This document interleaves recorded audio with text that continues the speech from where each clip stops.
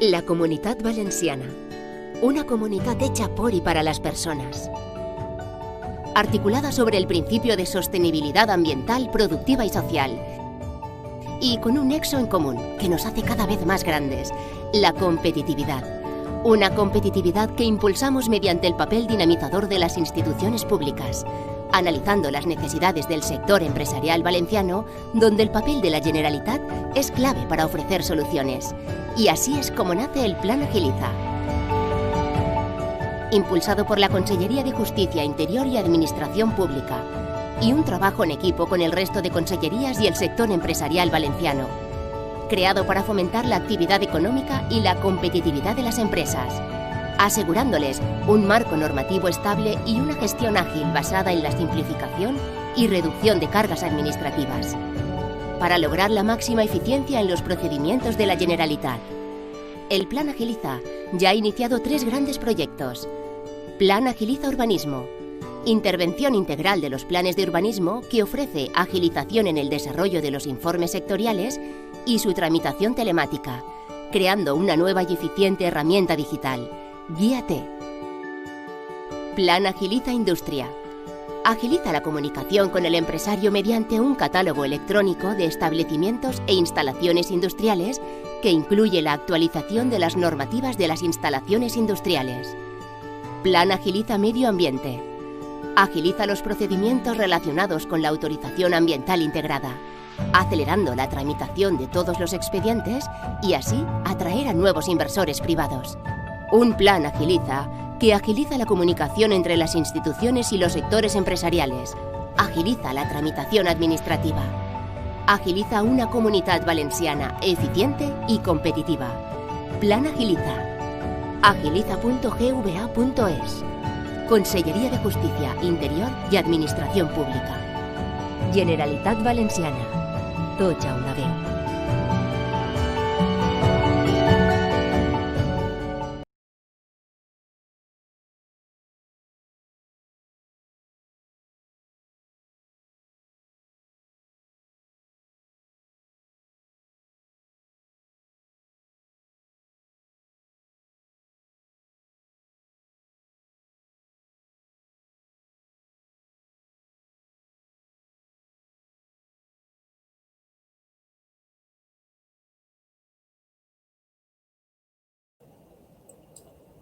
Hola, buenos días, bienvenidos a todos y a todas. Bienvenidos a la plataforma UrbaClick, que como sabéis es una plataforma que hemos diseñado desde la Dirección General de Urbanismo para lo que pretende ser la formación e información de las direcciones, de las acciones que se toman desde la Consellería de Política Territorial, Obras Públicas y Movilidad en materia de urbanismo. Para los que habéis estado siguiendo ya esta plataforma en las anteriores videoconferencias, hemos tenido una trilogía que hoy es la tercera pata de esa trilogía. La primera fue sobre las ECUPs, las entidades colaboradoras urbanísticas valencianas, un nuevo instrumento que pretende ayudar a los ayuntamientos a agilizar sus procedimientos administrativos para el otorgamiento de licencias y, por lo tanto, para facilitarles también a los promotores y a los ciudadanos una mayor agilidad para poder trabajar con la administración. En una segunda hablamos de lo que estamos preparando, que es el nuevo texto, el nuevo corpus normativo de la Generalitat en materia urbanística, con el texto refundido de la LOTUR, la Ley Urbanística Valenciana, y los reglamentos que van a desarrollarlo, tanto el de planeamiento urbanístico como el de programación y gestión urbanística, más otros detalles. Había una tercera pata en este corpus normativo, que es la disciplina urbanística, pero que estamos pensando pues desarrollarla a través de lo que hoy ya va a ser un inicio, que es la regulación de la minimización de impacto. Es decir, a nuestro territorio le hemos hecho mucho daño a través de la construcción irregular de viviendas. Ese daño tenemos que buscar fórmulas para solucionarlo. El tratamiento que vamos a darle hoy a la videoconferencia sobre la minimización de impacto de las viviendas y los usos industriales y productivos, tanto en suelo no urbanizable, que es el caso fundamental, como en suelo no urbanizado, aunque sea urbanizable, que también se dan casos, va a ser esa tercera pata de esta plataforma UrbaClick. Tengo que decir con mucho mucho orgullo y muy contentos desde la Consellería que los impactos que hemos conseguido a través de esta plataforma directos han sido del orden de 800 directos, más los indirectos, que serán los que se podrán distribuir a través de plataformas como YouTube y otras. Agradeceros a todos vuestra asistencia y paso la palabra al conseller Arcadi España García, que nos dirigirá pues unas palabras en ese sentido.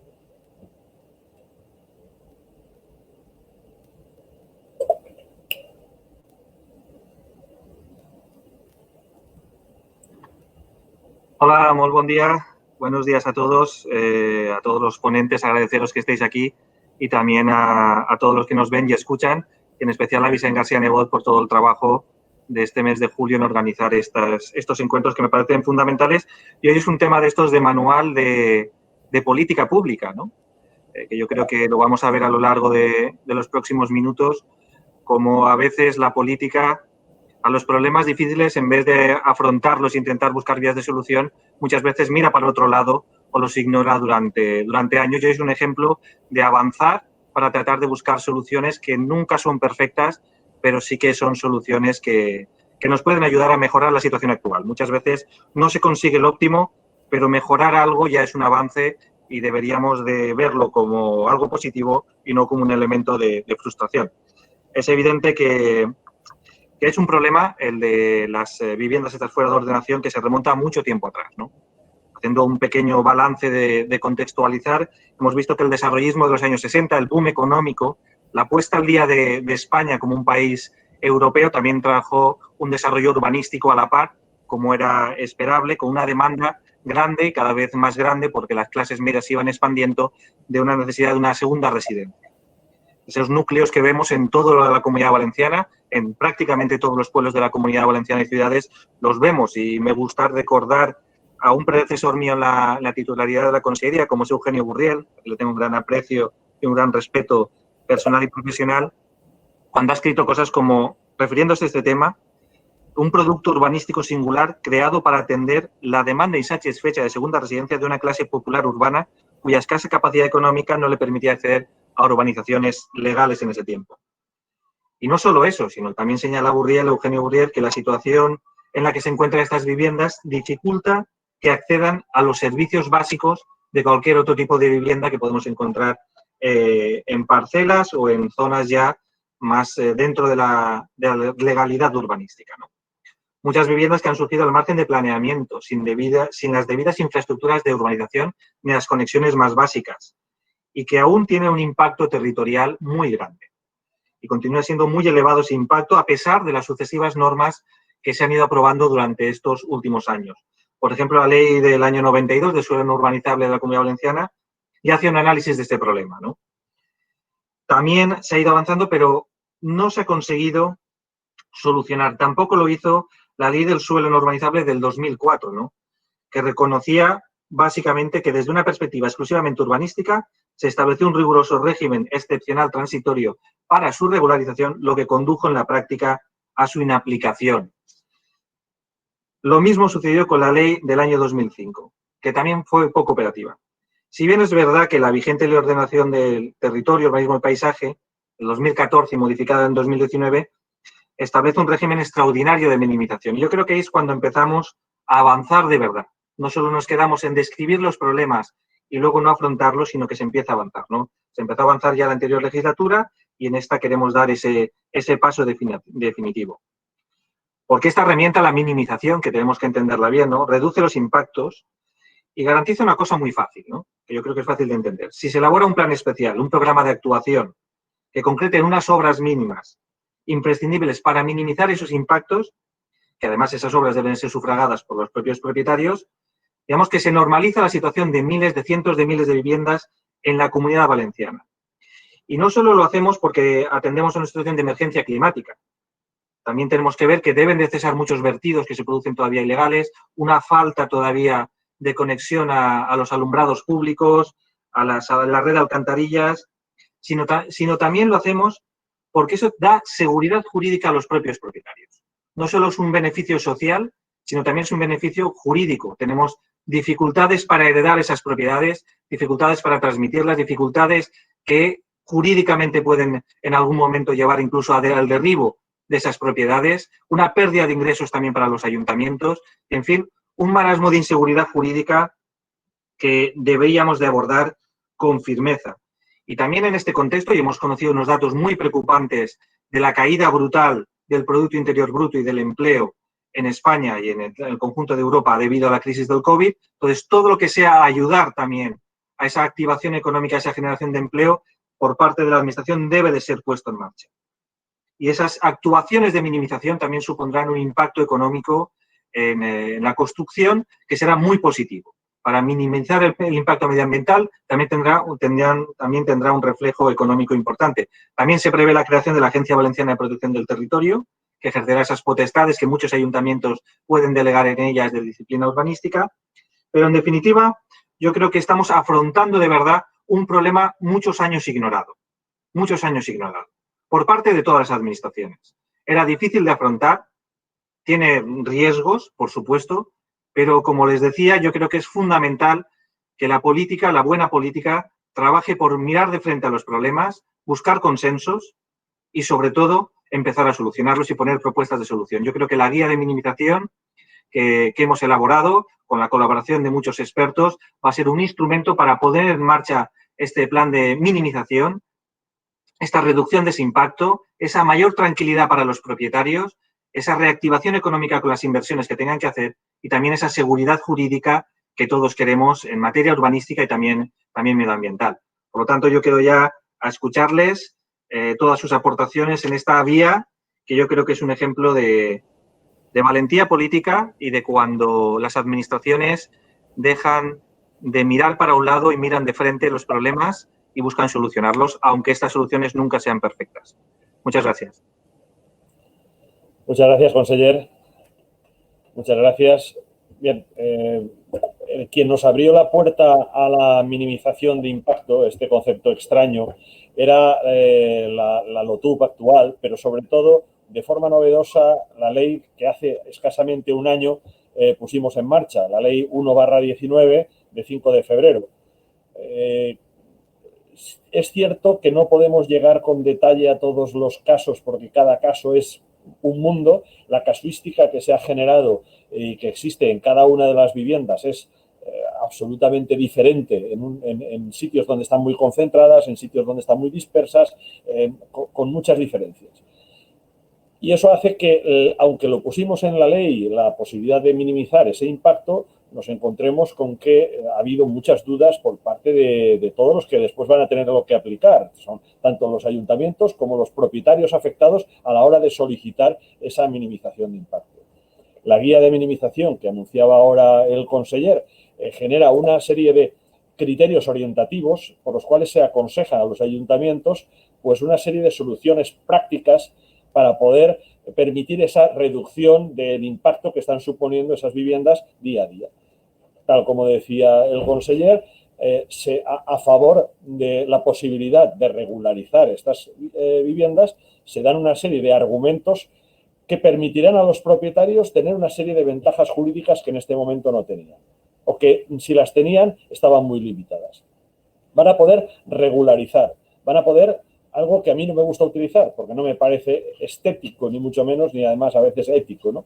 Es la legalización de viviendas que nacieron ilegales. Pero bien, va a permitir esa legalización y esa regularización para todos ellos. Y eso creo que es algo que les va a permitir, en gran manera, una tranquilidad importante en su patrimonio, ¿no? Para tenerla en su patrimonio.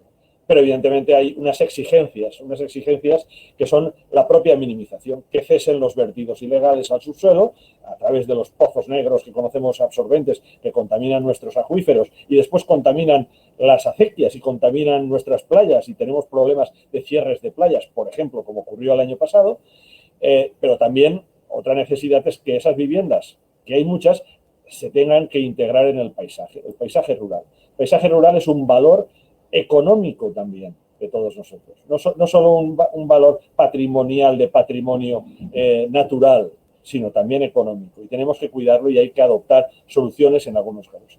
Y la tercera parte, la más importante que entiendo yo en este caso, bueno, pues la necesidad de adoptar medidas para mitigar los peligros que el reto del cambio climático nos impone. Estoy hablando de inundaciones, estoy hablando de incendios, estamos hablando del peligro para las personas y los bienes que supone el no tomar esas medidas. Bien, pues de eso es de lo que trata la guía, pero la guía pretende tratar algo más. El hecho de no haber tenido una regulación correcta de lo que ha sido las actividades industriales y productivas que se encuentran de forma irregular también en suelo no urbanizable, obligó que a través de una disposición transitoria, la disposición transitoria 15 de la LOTUB, se abriera una posibilidad de regularización de esas industrias. Estoy hablando de puestos de trabajo. Regularización de esos puestos de trabajo y de esas industrias por un término determinado. Bueno, pues eso también se regula en la guía. Esta guía es una guía que ha requerido de los esfuerzos de mucha gente, a los cuales les agradezco todo su esfuerzo, tanto de dentro como de fuera de la propia Dirección General de Urbanismo. Quiero agradecerles precisamente a los ponentes de hoy, que son los que nos van a explicar con mucho detalle qué es esta guía, pero quiero en particular a Sergio Palencia, a Eric Ellen, a Mercedes Almenar y a Óscar López, que han tenido un trabajo inmenso para poder facilitar la interpretación de qué es la minimización, ese concepto tan raro, para poder después ponerlo en manos tanto de propietarios como ayuntamientos, como profesionales, como funcionarios, y que vayamos todos en una misma dirección. Quiero agradecer públicamente a los cuatro el esfuerzo importante, junto con vuestros colaboradores, que habéis hecho en ese sentido. A continuación, pues, os dejo en la palabra a Eric Ellen, que es doctor ingeniero agrónomo, experto en Urbansplau, y es profesor del Departamento de Urbanismo de la Universitat Politécnica de Valencia. Eric, cuando quieras.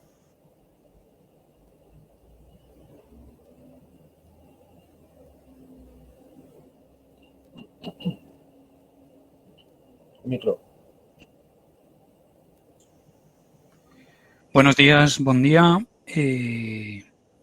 Nada, quería sobre todo primero agradecer a la Dirección General de Urbanismo la invitación y haber confiado en nosotros en la elaboración de esta guía, y también, como no, a los organizadores del evento por su excelente trabajo y ayuda a la hora de las conexiones, etcétera. Bien, si me puede poner la presentación ya, y así arrancamos. Muy bien, muchas gracias. Bueno, aunque creo que el problema es de sobra conocido, voy a intentar un poco fijar de manera rápida unas pocas ideas sobre la dimensión del problema y sus efectos, para un poco situar el problema que nos ocupa en el día de hoy.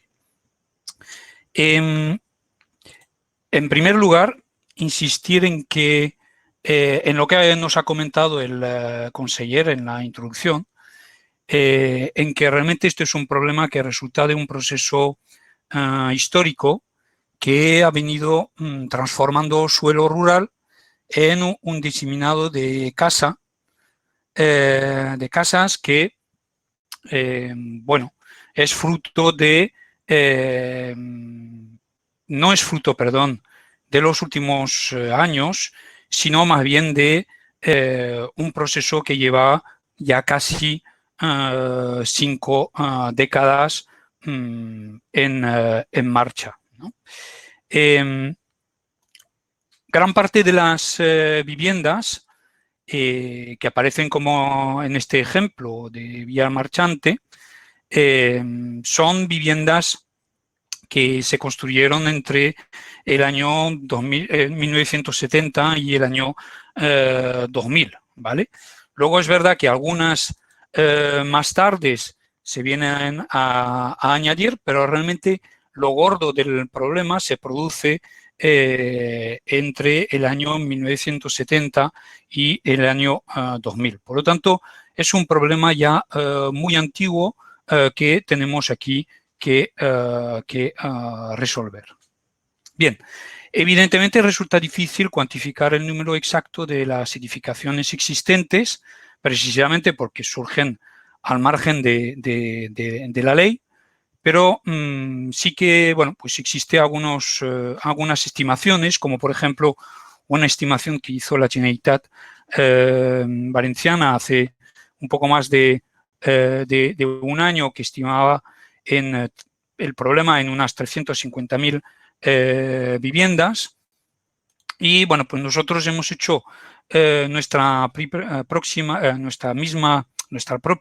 estimación y bueno, pues de manera aproximada coincidimos con esta misma cifra, cruzando la información sobre los usos del suelo del SIOSE con el suelo no urbanizable del planeamiento urbanístico.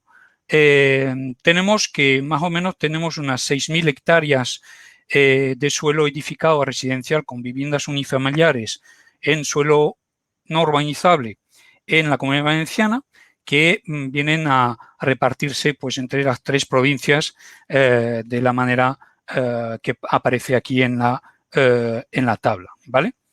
Lo que básicamente equivaldría a, según nosotros, unas 307.000 viviendas, lo cual, insisto, pues es muy parecido a la cifra que encontramos de referencia de la Generalitat Valenciana, ¿vale?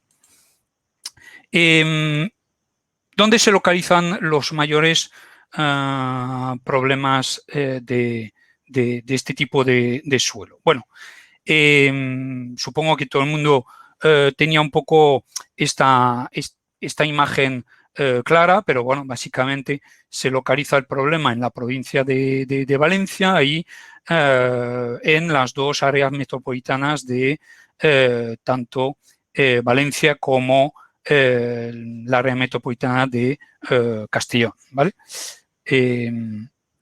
Bueno, y pues hablando un poco de los municipios que más viviendas tienen en esta situación y que concentran, diría, más de 100 hectáreas de suelo, de superficie de suelo residencial susceptible de minimización de impacto, pues podríamos hablar, pues, en primer lugar de Elche, de Alicante, de Creviente, de Onda, de Alcira y de Liria, por citar los 6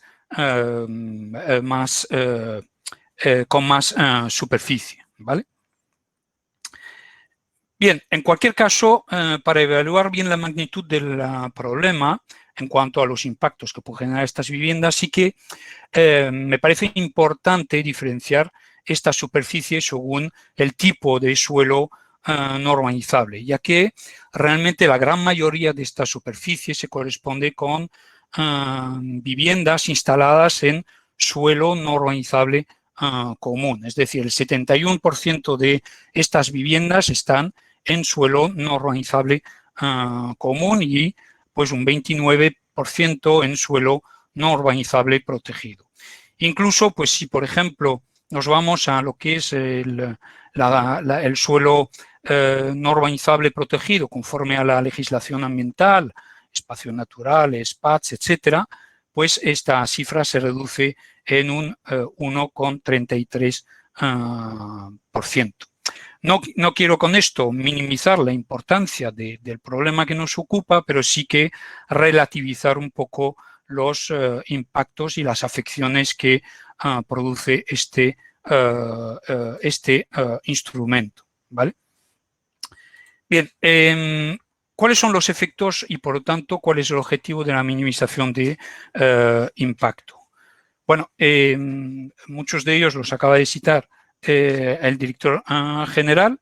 Bueno, en primer lugar, tenemos el incremento del riesgo sobre las personas y sus bienes frente a la peligrosidad en materia de incendios forestales. Pues aquí tenemos una zona de una urbanización, o un asentamiento de viviendas irregulares en Siman de la Valldigna, en un suelo forestal, ¿vale? Luego tenemos lo equivalente en materia de inundación, problema muy conocido por todos. En segundo lugar, tendríamos los problemas ligados al aumento de la contaminación por vertidos de aguas residuales y por los residuos urbanos.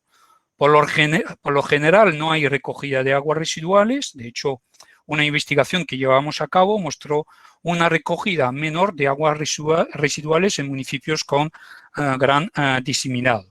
No es que no produzcan aguas residuales, sino que simplemente no se recogen y realmente pues esas aguas residuales van a parar al suelo y con pues, los efectos que puedan generar sobre los acuíferos.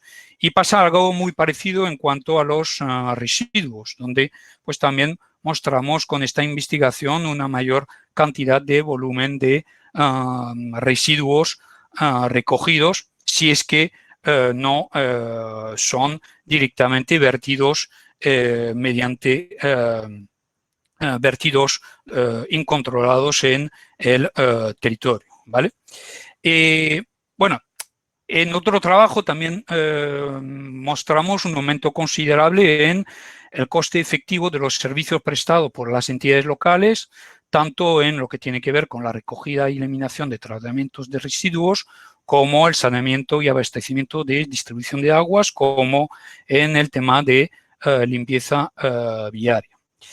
En tercer lugar, se producen pues, afecciones importantes a terrenos con algún tipo de protección ambiental, eliminación de especies vegetales de mayor o menor valor, fragmentación de hábitats. Bueno, pues aquí, por ejemplo, tenemos aquí el caso de la zona húmeda del Fondo de Algar, Callosa densaria, que también tiene ahí todo un salpicado de casas irregulares como las que nos preocupan hoy, ¿vale? Bien, en cuarto, evidentemente también tenemos pues un deterioro del paisaje que genera zonas degradadas, residuos incontrolados, escasa integración de estas casas en el paisaje. En cuarto lugar, pues suele existir importantes problemas de accesos inadecuados y inseguros a estas casas y, pues, finalmente, en quinto lugar, pues, por citar algunos de los efectos, pues tendríamos el tema de los problemas de suministro de agua que se suele hacer sin autorización y el consumo energético que es mayor, generando mayor consumo y, por lo tanto, mayor emisión de CO2 e incluso generando mayor gasto para las arcas públicas para lo que es el alumbrado público, cuando lo hay, que otro problema son estos asentamientos que directamente no tienen alumbrado. Pero cuando hay alumbrado, pues evidentemente pues, el aumento de los puntos de alumbrado hace aumentar pues, el gasto municipal de los distintos municipios, ¿vale? Bien, como conclusión, quería acabar insistiendo en las ideas siguientes, ¿no? Que las viviendas están y seguro que seguirán estando en su gran mayoría, no se pueden derivar y, por lo tanto, continuarán generando efectos si no se hace nada. Esto es un problema sin resolver desde hace décadas, a pesar de muchos intentos, como se ha trasladado ya, y por lo tanto pienso que este es un instrumento y esta guía y este instrumento pues constituye, si todos los agentes implicados tienen ganas de resolver el problema, constituye esta guía una oportunidad única para minimizar los impactos que se producen en el territorio, ¿vale?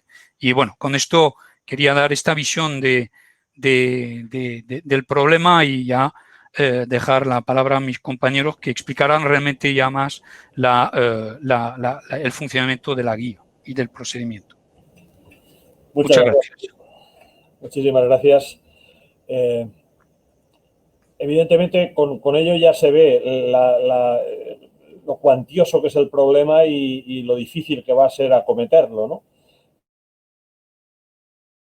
Para intentar ayudarnos entre todos, los ayuntamientos, la administración autonómica, los particulares, para ir por un camino que sea el de minimización del daño que le estamos haciendo ahora a nuestro territorio con esta situación y, de paso, pues regularizar situaciones que han pasado décadas sin estar regularizadas. A continuación, José Sergio Palencia Jiménez es doctor ingeniero de Caminos, Canales y Puertos, también es profesor del Departamento de Urbanismo y ha dirigido la redacción de la guía. Así que, bueno, pues nadie mejor que él para darnos unas primeras pinceladas sobre la situación, de lo que se pretende y cuáles son esos primeros criterios orientativos. Sergio, cuando quieras. Muy bien, muchas gracias, Vicente. Muchas gracias a la Dirección General, a la Consellería, bueno, pues por esta oportunidad, tanto por la redacción que nos habéis brindado, como, bueno, por esta exposición que nos parece muy interesante para darle pues, una difusión lo más amplia posible a la guía, ¿no? Bien, voy a proceder a una presentación que he tratado de recoger algunas imágenes y resumidamente, pues algunos aspectos que considero que son importantes de la guía. Yo me voy a centrar en lo que es el objeto de la misma, que ya se ha comentado, pero por eso voy a pasarlo relativamente rápido. Me voy a centrar en los criterios que nos han servido para poder desarrollar lo que el articulado de la ley establece. Y, por último, pues establecer unas recomendaciones pues, para precisamente dar herramientas a los ayuntamientos, a los propietarios, a los distintos agentes de cómo actuar al respecto. Por lo tanto, sin más preámbulos, voy a pasar a la presentación para poder explicaros con más detenimiento el tema. Bien, lo primero, muy rápido, es decir, por el objeto de la guía, bueno, pues lo ha dicho el conseller, lo ha dicho Vicente, lo ha comentado mi compañero Eric. Evidentemente nos encontramos ante una situación excepcional y ante situaciones excepcionales se requieren procedimientos excepcionales. Por lo tanto, este asentamiento que todos ya conocemos y que se ha venido hablando, pues procede desde prácticamente los años 60 y, por lo tanto, en estos 60 años que han transcurrido, o 70 ya, pues no se han producido efectos positivos en contener estos desarrollos irregulares y, por lo tanto, creemos que la guía busca mejorar, si no 100% mejorar en parte esta cuestión. ¿Cómo se pretende llevar a cabo esto? Bueno, la idea es reducir los impactos en el medio rural, como ya se ha venido diciendo. ¿A quién va dirigida la guía? Pues eso sí también es importante, porque al final son muchos agentes los que tienen que hacer suya la guía y, en particular, pues bueno, nosotros hemos recogido estos tres grandes colectivos. Por una parte, los propietarios, que son los directamente afectados, los que tienen que interiorizar la guía y pensar que tienen una oportunidad para poder regularizar su situación y, bueno, pues contribuir al conjunto de la sociedad. En segundo lugar, están los profesionales, tanto los dedicados al urbanismo como una cantidad de profesionales que se van a dedicar al desarrollo de acciones y actuaciones que se definen en la guía, que son necesarias para esta minimización. Y, por otra parte, están los técnicos de la administración en sus tres niveles, tanto el autonómico, el estatal como el local.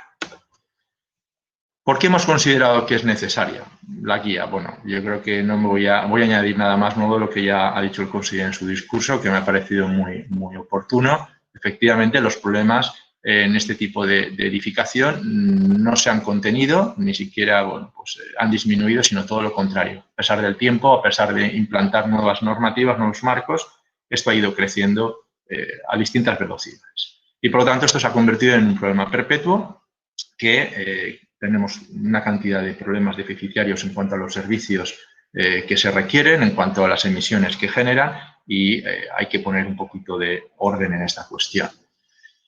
En el desarrollo de la guía, bueno, pues esto fue consensuado con la propia Dirección General. Considerábamos que tiene que ser una guía accesible y participativa. En este sentido, lo que hicimos fue bueno, pues invitar a todas aquellas administraciones que considerábamos que tenían algo que aportar, considerábamos que estaban directamente relacionadas con los efectos que la minimización genera, que las viviendas irregulares generan.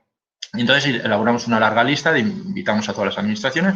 Reconozco que la participación fue muy interesante porque vinieron prácticamente todos. Sin embargo, a la hora de recabar sugerencias o pues, un poco de intercalar sus opiniones en la guía y que aparecieran recogidas, pues ahí sí que hubo un poco ya cierta acotación, ¿no? Hubo una reducción en la contribución, lo cual yo agradezco el hecho de haber participado y a aquellos que han considerado que tenían algo que decir, pues es de agradecer su contribución a la. Bueno, ¿cuáles son los criterios que recoge el marco legislativo, la LOTUB en este caso, para iniciar un expediente de minimización? Bueno, pues básicamente son los que aquí aparecen. Fundamentalmente que las edificaciones estén acabadas antes del 20 de agosto del año 2014, cuando entra en funcionamiento la LOTUB, que dichas edificaciones se encuentren en suelo no urbanizable, no discrimina si tiene que ser protegido o no protegido, como ha explicado Eric, realmente sobre el suelo protegido son muchas menos superficie la afección, pero también puede darse el caso, que tenga una parcelación de características rurales, conforme a la legislación agraria, forestal, que constituyan núcleos de viviendas consolidadas y para ello se establece un requisito, que la densidad de viviendas sea igual o superior a 3 viviendas por hectárea, o en su defecto, pues si este requisito no se cumple, se tramitarían como viviendas en situación individualizada, es decir, que cubriría todos los espectros. Y por último, bueno, pues que estén dentro de alguno de los procedimientos que luego pues nuestra compañera Mercedes desarrollará desde el punto de vista de la tramitación. ¿Nosotros con qué nos hemos encontrado a la hora de elaborar esta guía? Pues uno de los principales problemas ha sido la terminología. Nos hemos encontrado con que, bueno, pues pensad que está la ley, el aspecto de la minimización está en la ley recogido en 3 artículos muy condensados, con una carga de información muy potente, pero con escaso desarrollo, por no decir ninguno. En 3 artículos poco se puede desarrollar.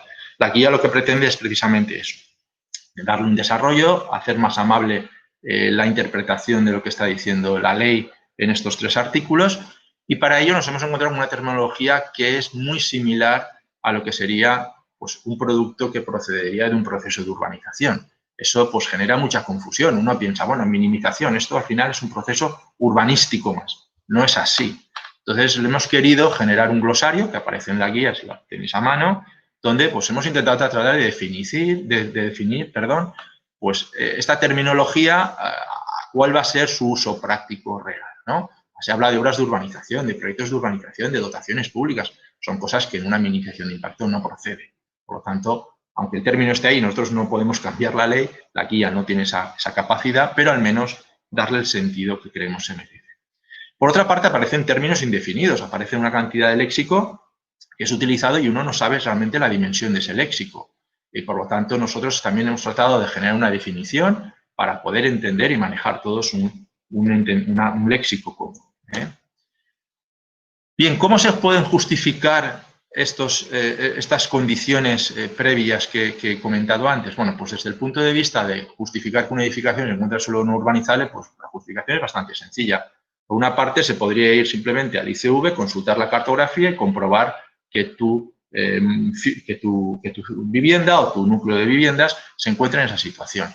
Si hubiera algún error, que también puede haberlos, como nos anuncia a veces la cartografía del ICV, bueno, pues uno puede consultar en el ayuntamiento y comprobar la calificación y clasificación del suelo.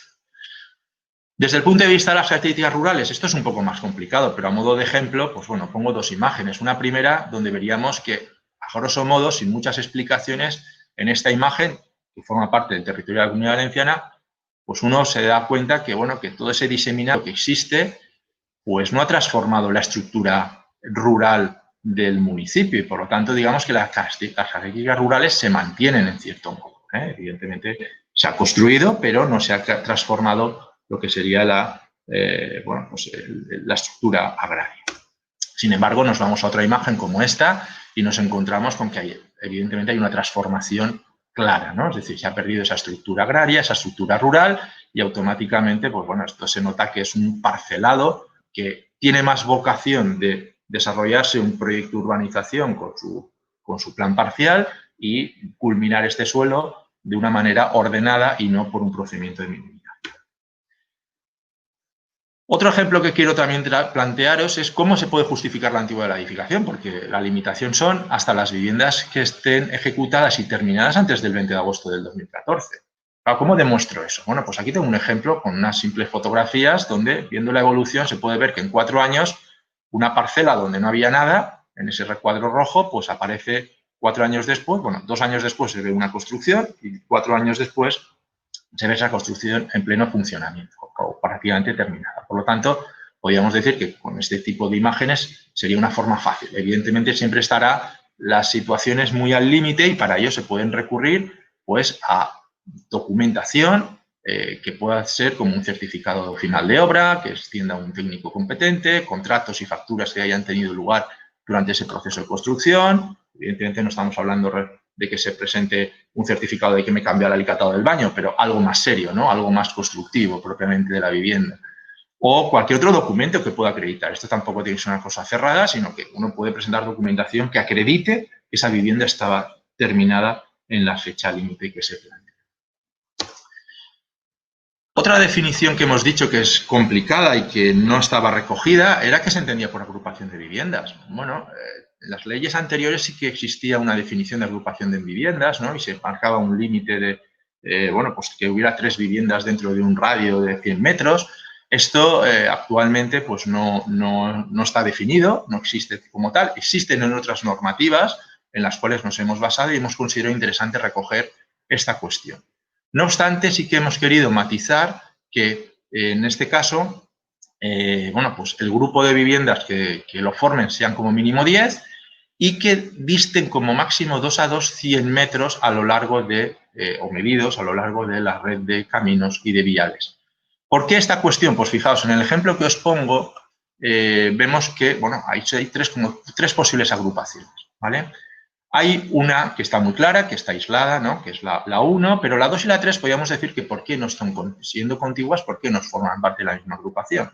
Fijaos, la minimización lo que busca es resolver problemas pues de conexiones de accesos, de infraestructuras, de saneamiento y de otro tipo de infraestructuras. Normalmente estas infraestructuras van a discurrir a través de los caminos. Por lo tanto, no se trata de intervenir en el espacio más natural o en el espacio rural propiamente dicho, sino intentar afectar lo menos posible actuando sobre las redes viales. Por lo tanto, esas 2 urbanizaciones o esas 2 manchas que aparecen en estas agrupaciones estarían conectados, por decirlo así, por la trasera de las parcelas, pero no por una red de caminos ni por un tipo de viario que los conecte. Por lo tanto, entendemos que pueden ser 2 agrupaciones completamente distintas desde el punto de vista funcional. Desde otro punto de vista, aquí vemos otro ejemplo en el que se ve una agrupación de viviendas y se ven, si podéis ver al noroeste, una serie de viviendas aisladas que no las hemos introducido dentro de esta agrupación. El caso es el mismo. Si vemos la red de comunicaciones que existen entre esa agrupación de viviendas y el diseminado que existe al noroeste, pues están inconexos. O sea, existe un eje, que sería este camino principal de conexión, que hace que las conexiones entre ellos sea una distancia suficientemente grosera como para que se actúe de forma única en todas estas viviendas. Otra definición que también ha causado cierta incertidumbre es la densidad de viviendas. La ley habla de simplemente de que sean mayores o menores de 3 viviendas por hectárea, pero bueno, ¿y eso cómo se mide? Bueno, pues sobre eso le hemos dado muchas vueltas, os lo garantizo, y al final no hemos querido o ni hemos encontrado una fórmula única para poderlo definir. Queremos dar ciertos grados de libertad, creemos que es importante, cada ayuntamiento tiene una casuística y puede definir esta densidad como mejor se adapte a su morfología, a su forma de ocupar el territorio. Por lo tanto, lo que hemos considerado es que, bueno, pues tienen que existir un número de viviendas mínimo, tiene que existir una superficie continua y deben de alguna manera recoger lo que serían esas agrupaciones de viviendas propiamente dichas, ¿vale? Que estén, como hemos dicho, vinculadas a través de esos viales y caminos. Por lo tanto, la definición propia de la densidad de vivienda se le da cierto grado de libertad. Voy a correr un poquito porque creo que voy un poco mal de tiempo. En este ejemplo veríamos que, bueno, en el anterior las densidades de vivienda superaban las 3 hectáreas, las 3 viviendas por hectárea. En este vemos que es un caso que podríamos observar que no se llegan a las 3 viviendas por hectárea y nos encontraremos ante una situación en la que las viviendas podrían tramitarse por un procedimiento individualizado. ¿Cuál podría ser la situación de una vivienda sometida a minimización? Pues mirar, me he puesto un par de ejemplos. En este caso, pues nos encontramos con que la superficie es menor de 1 hectárea, por lo tanto, ya estaría cumpliendo el tema de la hectárea, ¿no?, para hacer una vivienda en suelo no urbanizable. La construcción es del año 80, estaría dentro de los plazos y se encuentra con un problema de riesgo de inundación. Por lo tanto, se encontraría una situación para resolver estas cuestiones. No tiene por qué resolver todas, estas y las que sean necesarias. Este caso es otro en el cual pues, nos encontramos en una zona forestal, con un diseminado, con unas zonas donde la gestión de residuos es insuficiente, no está bien gestionada, el tema de los residuos también se gestiona a través de fosas sépticas, lo cual presenta muchos problemas. En definitiva, para viviendas que se encuentren en esta situación, como he comentado un poco al principio, nos encontramos con la necesidad de desarrollar procedimientos excepcionales, por lo tanto, no nos valen las reglas que ya existen, tenemos que adaptarnos a nuevas reglas o construir nuevas reglas para ello. Por lo tanto, los informes tienen que ser específicos. No me vale el informe anterior o el informe tipo que me servía para otras cuestiones. Y por último, voy a acabar con una serie de criterios que considero que son fundamentales y que son herramientas que los propietarios, los técnicos municipales, los técnicos redactores van a poder apoyarse en ellos para poder buscar soluciones a los fenómenos de minimización, ¿no? Lo primero, dos criterios fundamentales y generales, ¿no? Uno que sería el evitar las características propias del suelo urbanizado, es decir, la minimización no tiene que entenderse como que voy a hacer una urbanización. Eso es un error que algunos lo tienen como interiorizado y no ese es el objeto, ni muchísimo menos. Bueno, para eso hacemos un país acabado, ya tenemos procedimientos que existen. Y por otra, es que las normas de cada municipio referentes a su suelo no urbanizable se tienen que cumplir.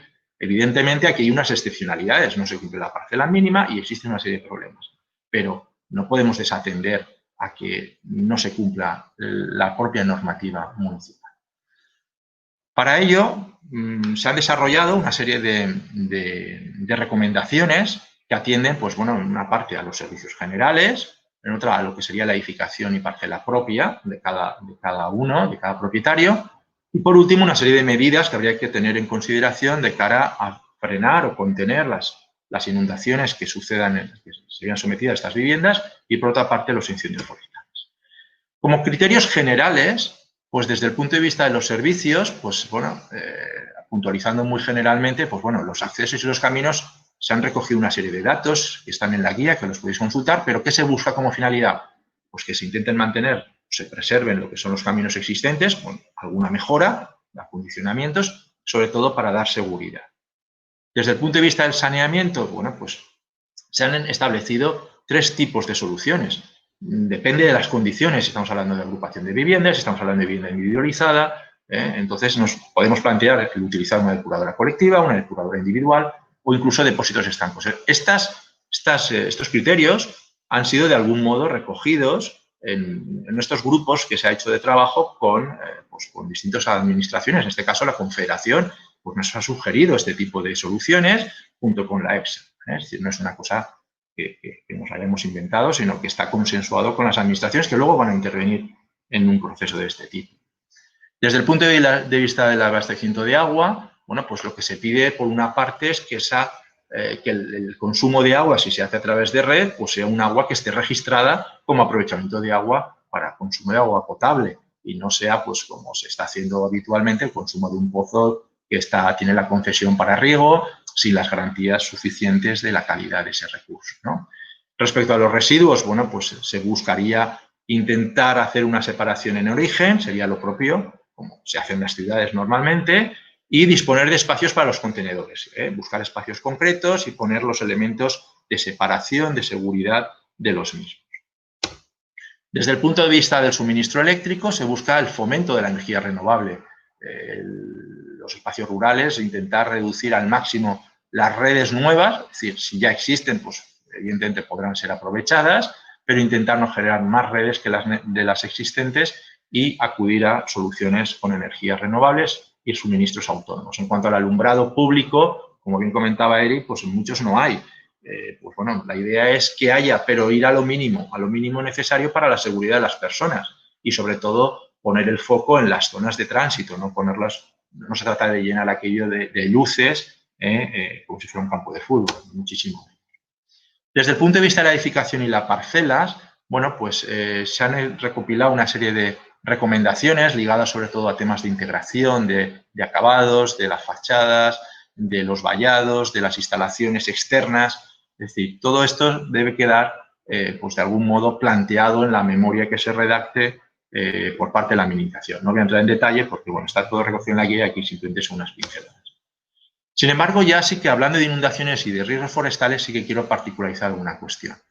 Los riesgos son fundamentales y lo que se busca con la minimización es realmente asegurar que las personas que están expuestas tengan unas mínimas garantías de seguridad. Es lo más importante. Es decir, no podemos obviar que la gente, si no hacemos nada, va a seguir en peligro y no se va a ir de estas viviendas. Por lo tanto, tenemos que velar por garantizar la disminución de la vulnerabilidad y la protección de dichas edificaciones. ¿Cómo? Tenemos una serie de reglamentos, de guías, de referencias que tenemos aquí expresadas. Por una parte está el Sistema Nacional de Protección Civil, donde el ciudadano propiamente tiene que tener la cautela suficiente y autoprotección. Tenemos el Patricova, documento que fue bueno, pues un documento muy importante en la Comunidad Valenciana porque fue prácticamente de los primeros de todo el territorio español y muy novedoso desde el punto de vista de la ordenación del territorio. Tenemos un documento también del Ministerio que, bueno, pues aboga por adoptar una serie de medidas y luego tenemos una serie de guías. Algunas nosotros ya las hemos incorporado, otras las hemos recogido como sugerencia de la propia Confederación, lo cual nos ha parecido una iniciativa muy interesante. Pero las tenemos que aplicar. No son guías de cajón, son guías para ser utilizadas. Desde el punto de vista de los incendios, bueno, pues la verdad es que el Servicio de Prevención de Incendios nos ha asesorado mucho en esta materia y, bueno, pues aparte del PADFOR, que establece claramente que se tienen que establecer una serie de áreas de defensa que debe desarrollar los propios propietarios de las viviendas, pues hay una serie de guías que son muy interesantes y recomendables, de las cuales nosotros hemos captado algunas sugerencias que, digamos, que concretan o desarrollan más los criterios básicos anteriormente explicados y que son imprescindibles en las zonas donde la vivienda se encuentre en la interfaz urbano-forestal. Se establecen una serie de criterios, digamos, un poco más restrictivos que los generales en cuanto a esas franjas de protección, a los accesos de los caminos deben ser más anchos por garantizar el acceso de los equipos antiincendio, que existan una red de hidrantes que no se exigen en las otras instalaciones, etcétera, etcétera. Y por último, y última diapositiva y termino, perdonad por el tiempo, bueno, finalmente, después de este recorrido de estos criterios que hemos explicado, al final, ¿qué es lo que se busca con la minimización y cómo deberían ser los informes que se emitan al respecto? Bueno, pues desde nuestro punto de vista, se deben de buscar informes que propongan la adopción de medidas para reducir estos riesgos sobre las personas y sus bienes. Se deben emitir informes que reduzcan y garanticen la reducción de contaminación de las aguas residuales, de garantizar una calidad en los suministros, de garantizar la seguridad en los accesos y de garantizar una integración adecuada de lo que serían estas viviendas. Por último, ¿estos informes pueden ser desfavorables? Pues sinceramente creo que el sentido común nos tendría que decir que no, salvo que lo que se propusiese empeorase una situación actual. De lo contrario, pues evidentemente no tendría sentido ir a peor. Por lo tanto, creo que tienen que ser informes proactivos, tienen que ser informes positivos, donde lo que se busque es mejorar lo que se cree, sin más. Bien, pues con esto termino y, bueno, pues muchas gracias y estaré luego pues pendiente de vuestras cuestiones. Gracias, Vicente. Muchísimas gracias, Sergio, por tu exposición, muy aclaratoria, pero seguro que aún así, por lo que estoy viendo en el chat, surgen dudas que después intentaremos aclarar. A continuación, Mercedes Almenar Muñoz es doctora en Derecho y abogada urbanista y es profesora también en el Departamento de Urbanismo de la Universidad Politécnica. Mercedes, cuando quieras, tu parte de exposición. Muchas gracias, director. Primero, agradecer al conseller que acometa estas políticas de ordenar las preexistencias del territorio. Gracias a Vicente García Nebot como director general, a Ana Piñeiro, a su directora, y a Emilio Argente y Óscar López, jefes de servicio también de la Dirección General, por compartir todo el proceso de elaboración de la guía. Agradecer la organización de estas jornadas, y la recopilación y el repertorio de sugerencias y preguntas que luego están disponibles y se divulgan en la web de la Consellería. Por supuesto, agradecer a mis compañeros Sergio Palencia y Eric Hielen todos estos meses que iniciamos, bueno, el trabajo que iniciamos en el mes de octubre y culminamos pues bueno, hace escasamente 2 semanas. Como ya han hablado de la toma de datos, de toda la problemática que hemos ido detectando, la metodología, me voy a centrar en un inciso breve de lo que ha sido la normativa anterior y nos centraremos en el marco actual de la LOTUB. Bueno, ya hemos visto, ¿me podéis poner, por favor, Ana, la presentación? Muchas gracias.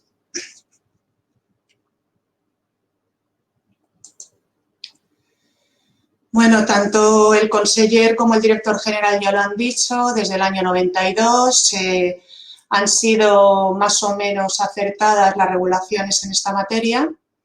En principio, la propia ley de suelo no urbanizable del año 92, que fue la primera legislación en materia de suelo no urbanizable, ya se dedicó y hablaba de este tipo de problema histórico en el territorio valenciano.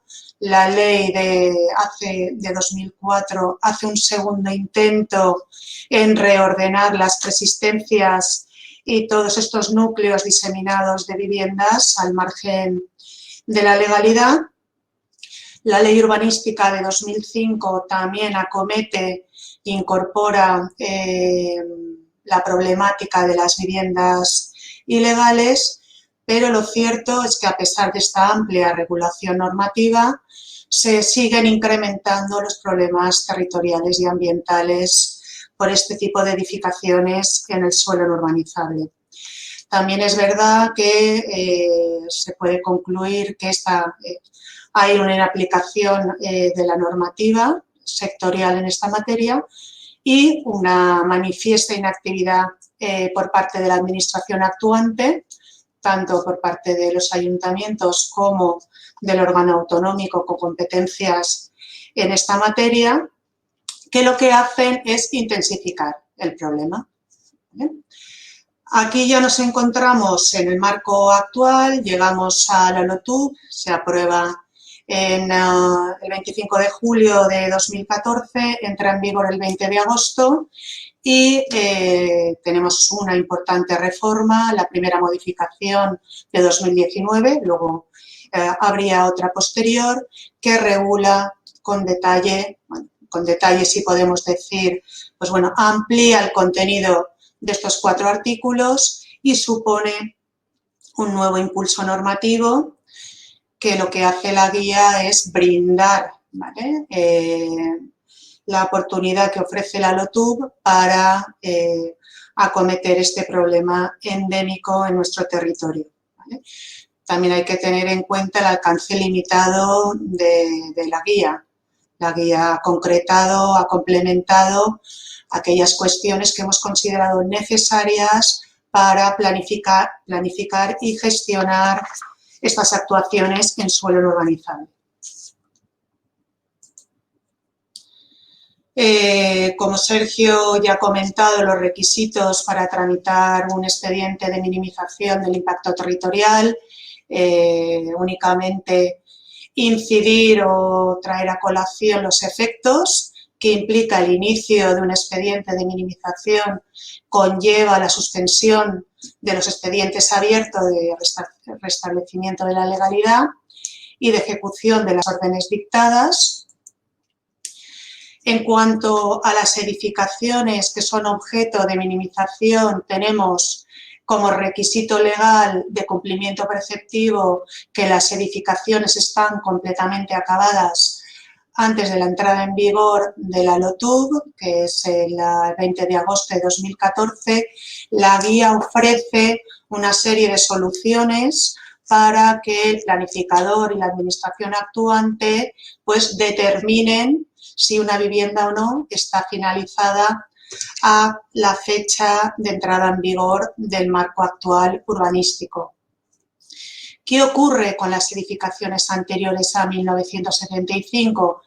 La LOTUB las excluye, pero nosotros hemos considerado una, ¿vale?, a criterio del equipo redactor, del instrumento de planeamiento del propio ayuntamiento o bien del propietario, la inclusión opcional en estos ámbitos de delimitación.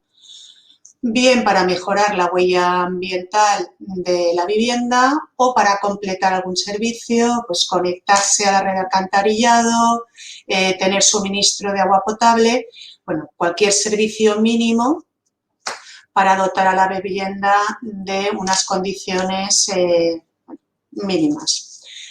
¿Qué pasa con aquellas parcelas que se quedan dentro de los ámbitos de minimización? En principio, en la medida que sea posible, el planeamiento tiene que excluir al suelo no edificado, pero aquellos propietarios que evidentemente han cumplido con la legalidad no edificando, podrán edificar si cumplen los requisitos, pues, de parcela mínima, el coeficiente de ocupación que establece la LOTUB. Hay un segundo supuesto, que es qué pasa con el suelo vacante, ¿vale? También se puede destinar a dotaciones públicas o bien se tiene que mantener en su estado propio natural, suelo agrario, suelo forestal, ¿vale? Las parcelas que no están edificadas, por supuesto, no asumen costes de urbanización, ¿vale? Y vamos a entrar, por la premura de tiempo, en los tipos de procedimientos que hemos concretado en la guía. La LOTUB establece dos, uno individual, que se llama declaración de situación individualizada, y los procedimientos colectivos. La LOTUB distingue estos tipos de procedimientos en función de la densidad y el número de viviendas agrupadas. Vamos a entrar por la complejidad en los procedimientos colectivos. Se han definido dos tipos de procedimiento: una planificación para delimitar los ámbitos de minimización, ¿vale?, que sería la ordenación estructural, y luego tendríamos un segundo instrumento, que sería el plan especial de minimización, cuando no hay delimitación previa del ámbito a minimizar. Aquí tenemos un flujograma del procedimiento tal cual se recoge en la guía. Y vamos a ver, en primer lugar, el procedimiento de planificación y de gestión. Hemos seguido la distribución y la ordenación clásica de la ordenación estructural y pormenorizada, los dos niveles distintos de ordenación, que a su vez conllevan la distribución de competencias de aprobación entre la administración autonómica y la local. También hemos tenido en cuenta las especiales características del suelo no urbanizable, ya sea común o protegido, y también hemos recogido las distintas fases de tramitación, hemos incorporado el proceso de evaluación ambiental estratégica, ya sea el procedimiento ordinario o el simplificado, según determine el órgano ambiental competente. Como decía, el primer procedimiento se trataría de un plan especial que tiene un ámbito, un instrumento previo, ¿vale?, que ya ha delimitado el ámbito de minimización. ¿Cuál sería el instrumento para establecer la ordenación estructural? Pues tendríamos desde una modificación puntual de plan general, una revisión de plan general, o bien también pues la redacción de un nuevo plan general estructural. También es verdad que dependiendo de la magnitud del problema de cada municipio, un ayuntamiento podrá optar por delimitar en un único documento, en un único instrumento, todos los ámbitos a minimizar, o bien podrá únicamente, pues, redactar un instrumento para delimitar un ámbito o varios. ¿Cuál es el contenido de la ordenación estructural en el suelo no urbanizable? Pues en principio el contenido de este instrumento con capacidad para establecer la ordenación estructural sería delimitar el ámbito a minimizar, en el ámbito de minimización del impacto territorial y la superficie. Este instrumento, por supuesto, va acompañado de los estudios complementarios en función de las afecciones ambientales y territoriales que tiene la zona de actuación.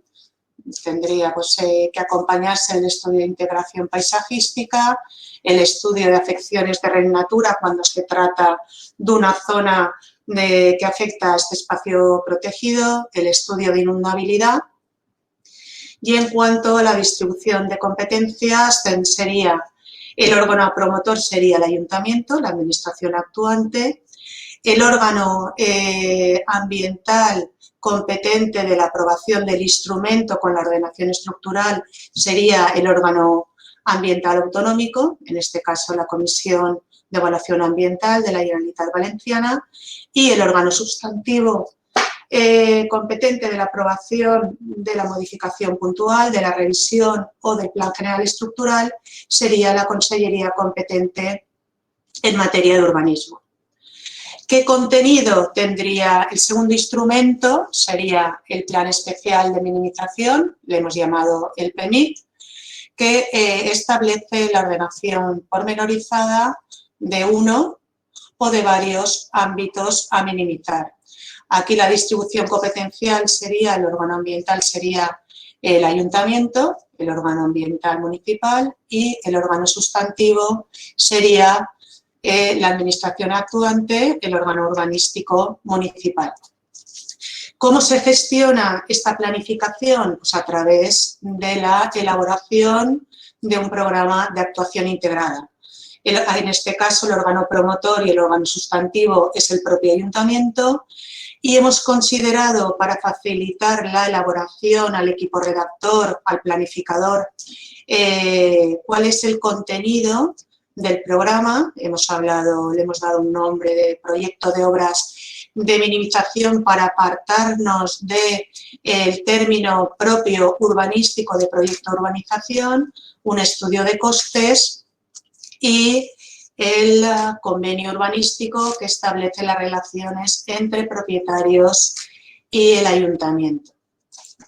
Siguiendo también con el procedimiento en desarrollo de ámbitos previamente delimitados y siguiendo con los mecanismos que nos ofrece la LOTUB, hemos establecido dos supuestos de tramitación.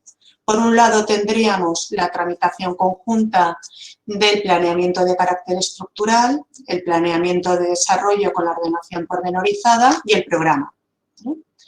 Único trámite de información pública. Eso sí, el programa y el planeamiento de desarrollo quedaría supeditada su aprobación a la aprobación autonómica del instrumento de carácter estructural. O bien, el ayuntamiento puede optar por una tramitación diferida.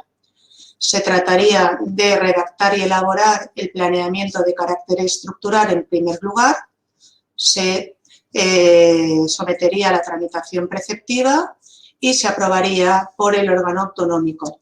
Una vez aprobada por la Consellería competente el instrumento con la ordenación estructural, el ayuntamiento ya redactaría el plan especial con la ordenación pormenorizada y el programa para gestionar el ámbito de actuación. Aquí tenemos los dos flujogramas con los procedimientos colectivos, tal como se han recogido en la guía. Y vamos a ver el segundo procedimiento colectivo. En este caso se trata de la elaboración de un plan especial de minimización del impacto territorial de viviendas irregulares en suelo no urbanizable, que establece tanto la ordenación estructural como la ordenación pormenorizada. Aquí no tenemos un instrumento previo con la ordenación estructural y lo que hace el plan especial es establece los dos niveles de ordenación, el estructural y el y la ordenación detallada. ¿De cuántos ámbitos? Pues a criterio del ayuntamiento o del planificador, de uno o varios ámbitos de minimización del término municipal.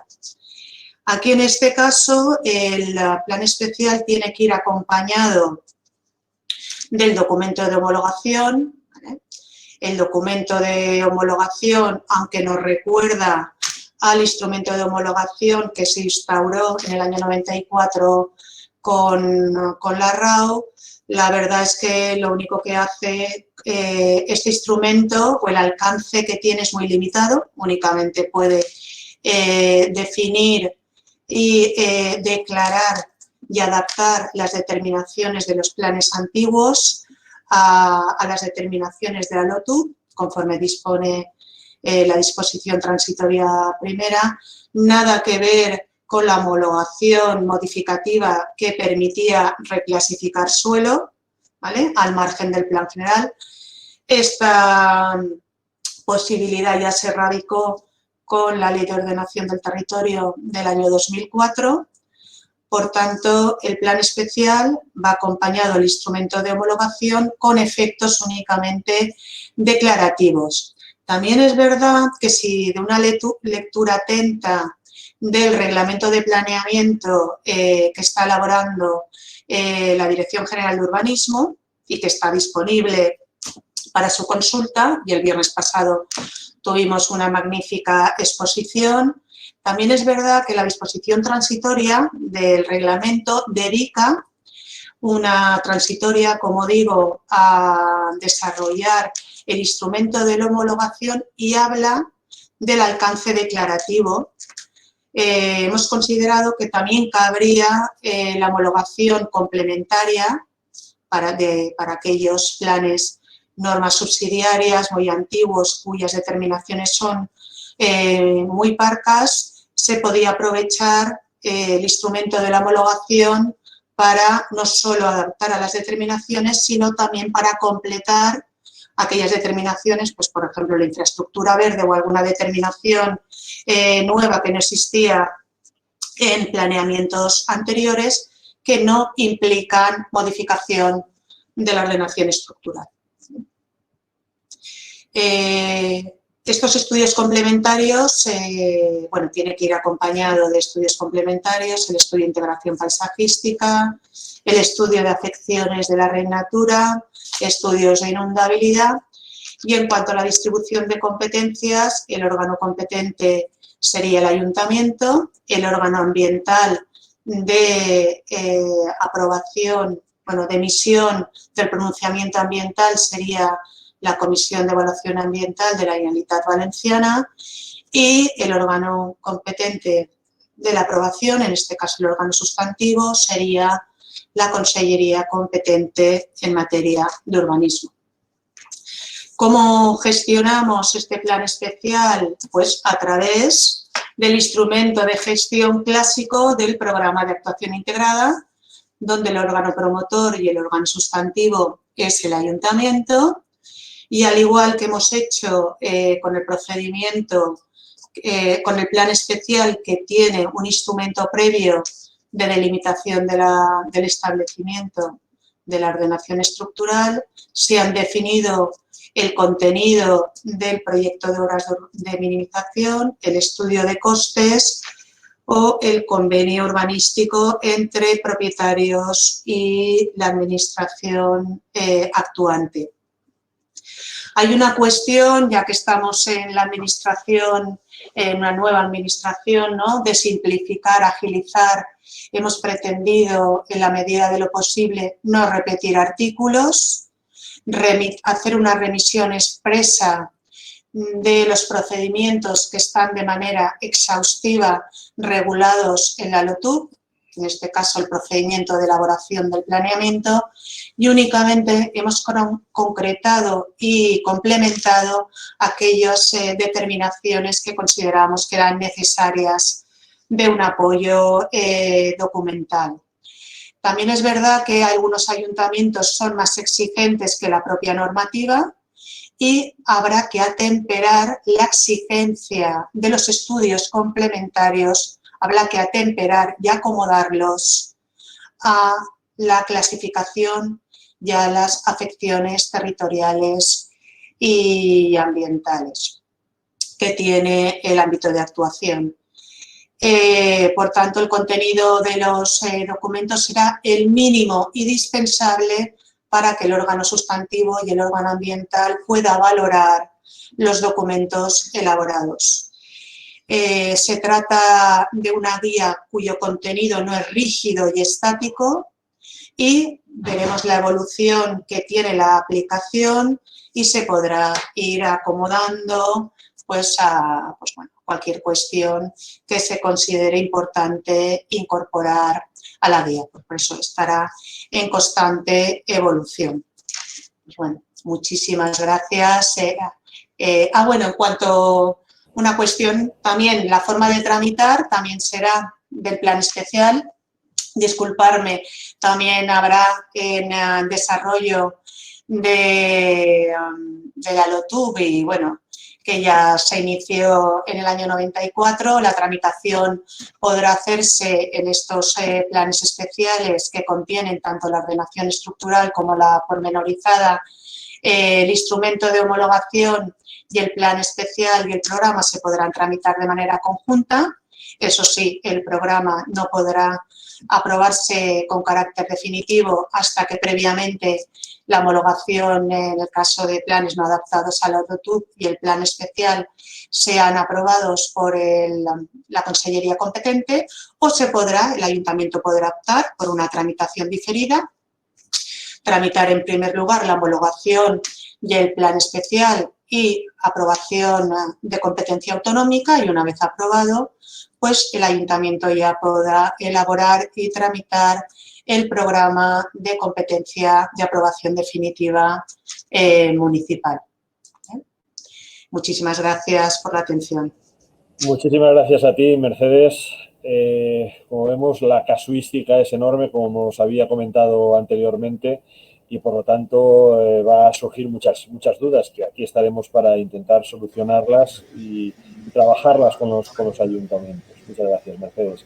Pero bueno, por otro lado, también hay que tener en cuenta que si bien se están dando soluciones a los problemas existentes, la Generalitat tiene que tomar una actuación firme contra aquellos que pretendan seguir con esta dinámica, ¿no? La que hemos tenido a lo largo de estas 5 décadas, que ya hemos visto que han habido intentos de solucionarlo, pero no se han frenado cuando deberían.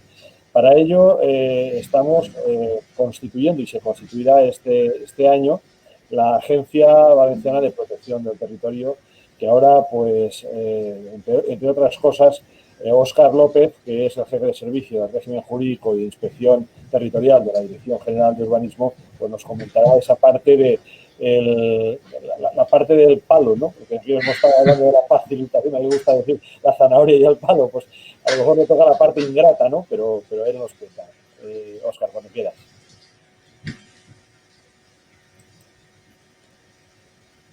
Buenos días a todos. Buenos días. En primer lugar, agradecer la invitación al consejero y director general, como no puede ser de otra manera. Y un agradecimiento especial a los 3 redactores de la guía que me han precedido por el esfuerzo realizado todos estos meses. Yo querría iniciar mi intervención diciendo que la guía ha sido un parto difícil, podríamos decir. Ha sido un embarazo largo. Si consideramos que desde aproximadamente Navidad a principios de año teníamos un primer borrador, pues sí, estamos en verano, prácticamente en embarazo, podríamos decir, por poner símil, ¿no? Ha habido muchas preguntas de los ayuntamientos a la Dirección General diciendo que cuándo iba a salir la guía, cuándo se iba a publicar. Bueno, pues podemos decir que ya la tenemos aquí, ¿no? Cuanto más vueltas le das a una cosa, cuanto más profundizas en el estudio de algo, pues surgen nuevas dudas, surgen nuevas cuestiones a plantear. La circunstancia sanitaria que vivimos tampoco ha ayudado mucho y la cuestión se ha retrasado un poco, pero yo creo que era importante tener un documento bien cerrado, ¿no? bien alicatado, por decirlo de alguna manera, y que sirviera, ¿no? Sirviera para los destinatarios de la misma, que fundamentalmente pues son los ayuntamientos, los técnicos municipales, que son los que van a tener que tramitar, son los competentes para tramitar estos procedimientos de minimización. La cuestión los tiempos se han retrasado por esa reflexión que le hemos pegado a la cuestión, también por la participación de los órganos sectoriales, eso ha enriquecido, tal como se ha comentado, el documento final. Como digo, queremos que sea un documento que sirva a los ayuntamientos, porque no estamos ante procedimientos fáciles de tramitar, dado todas las dudas que se plantean por parte de las corporaciones municipales. No estamos ante un procedimiento administrativo ordinario, sino ante un procedimiento que pretende regularizar situaciones anteriores, situaciones preexistentes con toda la complejidad que ello supone, con una casuística muy distinta entre los distintos municipios, valga la redundancia, y dentro de un mismo municipio pueden darse que existan varios núcleos de viviendas consolidadas que cada uno requieran una solución porque nos enfrentamos a realidades distintas, ¿no? Podríamos decir. Cuestiones que quiero destacar de la guía, sí, en esta mínima introducción que quiero hacer. Varias cosas ya se han comentado aquí por los redactores, ¿no? Yo destacaría que se ha querido explicar muy bien los procedimientos que los ayuntamientos pueden tramitar, ¿no? La tramitación técnica de los mismos es importante porque, como bien se decía, pues la cuestión está regulada en 4 artículos y entonces pues se plantean dudas procedimentales. Entonces, yo creo que muy bien explicados y con los flujogramas yo creo que estará bien, tanto el procedimiento de licencia individualizada como el procedimiento de minimización colectiva a través de un instrumento de planeamiento, ya sea un instrumento de limitación, como bien ha dicho Mercedes, que ataca, por decirlo así, la totalidad de la problemática del término municipal, de todos los núcleos de viviendas que existan en el municipio, como el plan especial individualizado que intenta solucionar, el objetivo de solucionar la problemática de un único núcleo. Yo también destacaría que se ha introducido un apartado de preguntas-respuestas cortas, por decirlo de alguna manera, referentes a dudas que se han planteado por parte de los ayuntamientos durante estos meses. Ya llevamos prácticamente año y medio desde que entró en vigor la Ley 1/19. Preguntas que se han presentado formalmente ante la Dirección General o preguntas que han surgido en las jornadas que hemos hecho estos meses, tanto pues, hemos hecho jornadas en la Federación Valenciana de Municipios y Provincias, en el Colegio de Ingenieros de Caminos, en la Agrupación de Arquitectos Urbanistas. Ahí la mayoría de ayuntamientos, también abogados y otros operadores, pues han planteado cuestiones y ahí en ese apartado, creo que es el 8, hemos intentado pues plasmar esas preguntas, respuestas rápidas que pueden, yo creo que, clarificar.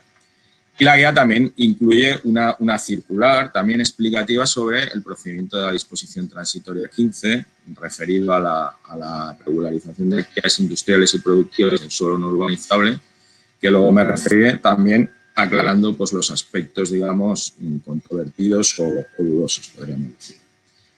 Bien. Para esta introducción yo diría que todo este conocimiento, todo este estudio que el equipo redactor ha volcado en la guía, que entre todos hemos llevado a cabo, pues tiene la vocación de plasmarse ahora en un reglamento de minimización, ¿no? En el cual la Dirección General está trabajando actualmente, como decía el director en su exposición al principio, para que todo esto adquiera un rango normativo reglamentario y ya esté en una norma. Bien. Entro en lo que me toca explicar a mí, exponer, también muy telegraficamente por el tema del tiempo. El título un poco de la intervención era la filosofía de la Ley 1/19, ¿no? Que era lo que el director llama, hemos acuñado así jocosamente, pero también de manera descriptiva, como la filosofía de palo y zanahoria, ¿no? La Ley 1/19, que es la modificación más profunda, más importante de la LOTUB, que se operó hace año y medio, afectó aproximadamente 80 artículos, los cuales están los procedimientos que ahora voy a citar mínimamente, ¿no? Ahí hay la zanahoria, digamos, viene conformada por 3 procedimientos de regularización / agilización. ¿Por qué decimos la zanahoria? Porque aunque existe en última instancia el valor superior de disciplinar todos estos procedimientos, de proteger el territorio y el medio ambiente, estos impactos territoriales y medioambientales que se producen por parte de estas viviendas, de estas entidades industriales, etcétera, no podemos negar que existe una regularización jurídica también para los titulares de estas viviendas y de estas actividades industriales. Eso, entre comillas, pues supone una oportunidad de regularización y eso, pues, jocosamente lo vamos a llamarle la zanahoria, ¿no? ¿Qué 3 procedimientos conforman esta zanahoria? Pues la minimización, que es el grueso de la intervención de hoy, porque la guía se refiere fundamentalmente a ella, el procedimiento de la disposición transitoria 15, al que luego me referiré, y también un artículo importante, creo yo, que también da una oportunidad de activación. Este último sería más que de regularización, de agilización, que es el previsto en el artículo 180 bis. La contrapartida a la zanahoria, el palo.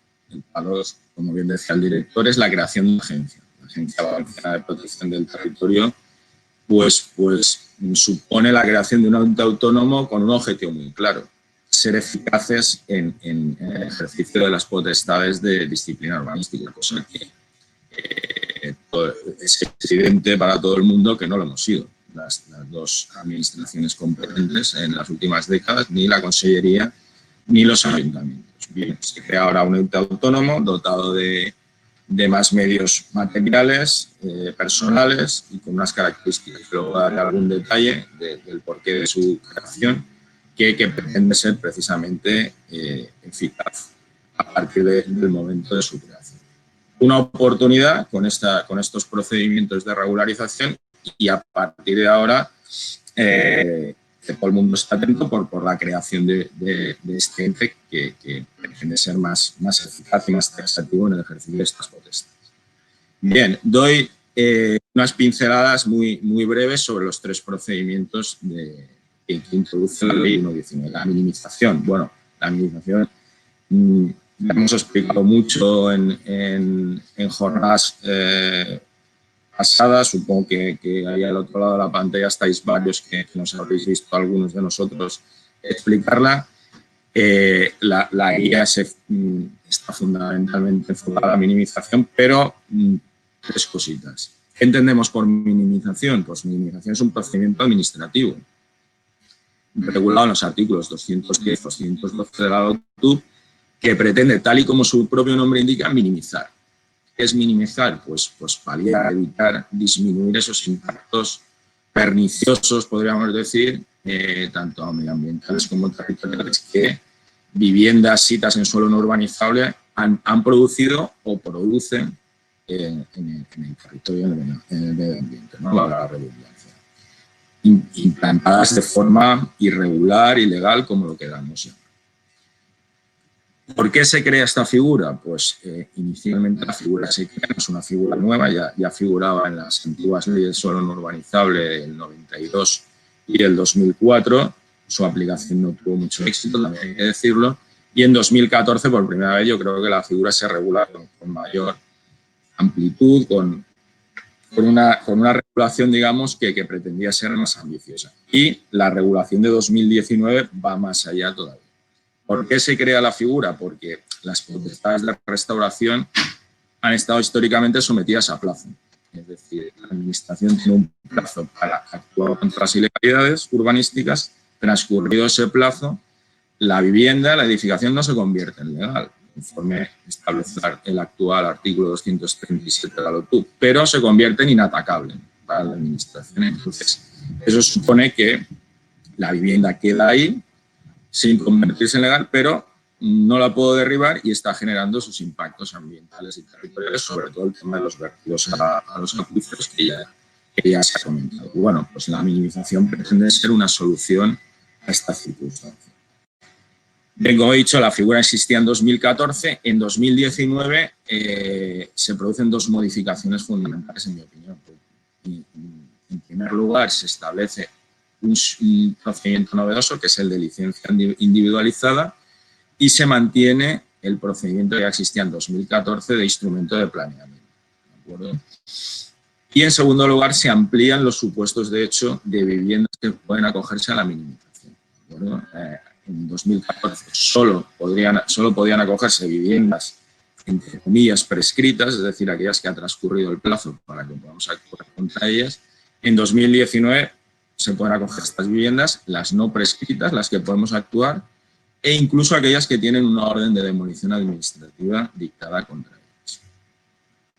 Objeto de la minimización, únicamente viviendas, edificaciones que tengan un uso residencial, no otros usos, ni industrial, ni agropecuario, ni ninguno, ¿de acuerdo? Ni terciario. Solo uso industrial y totalmente finalizadas antes del 20 de agosto de 2014. Esta es una fecha que se repite mucho en toda esta regulación, que fue la fecha en la que entró en vigor la LOTUB original.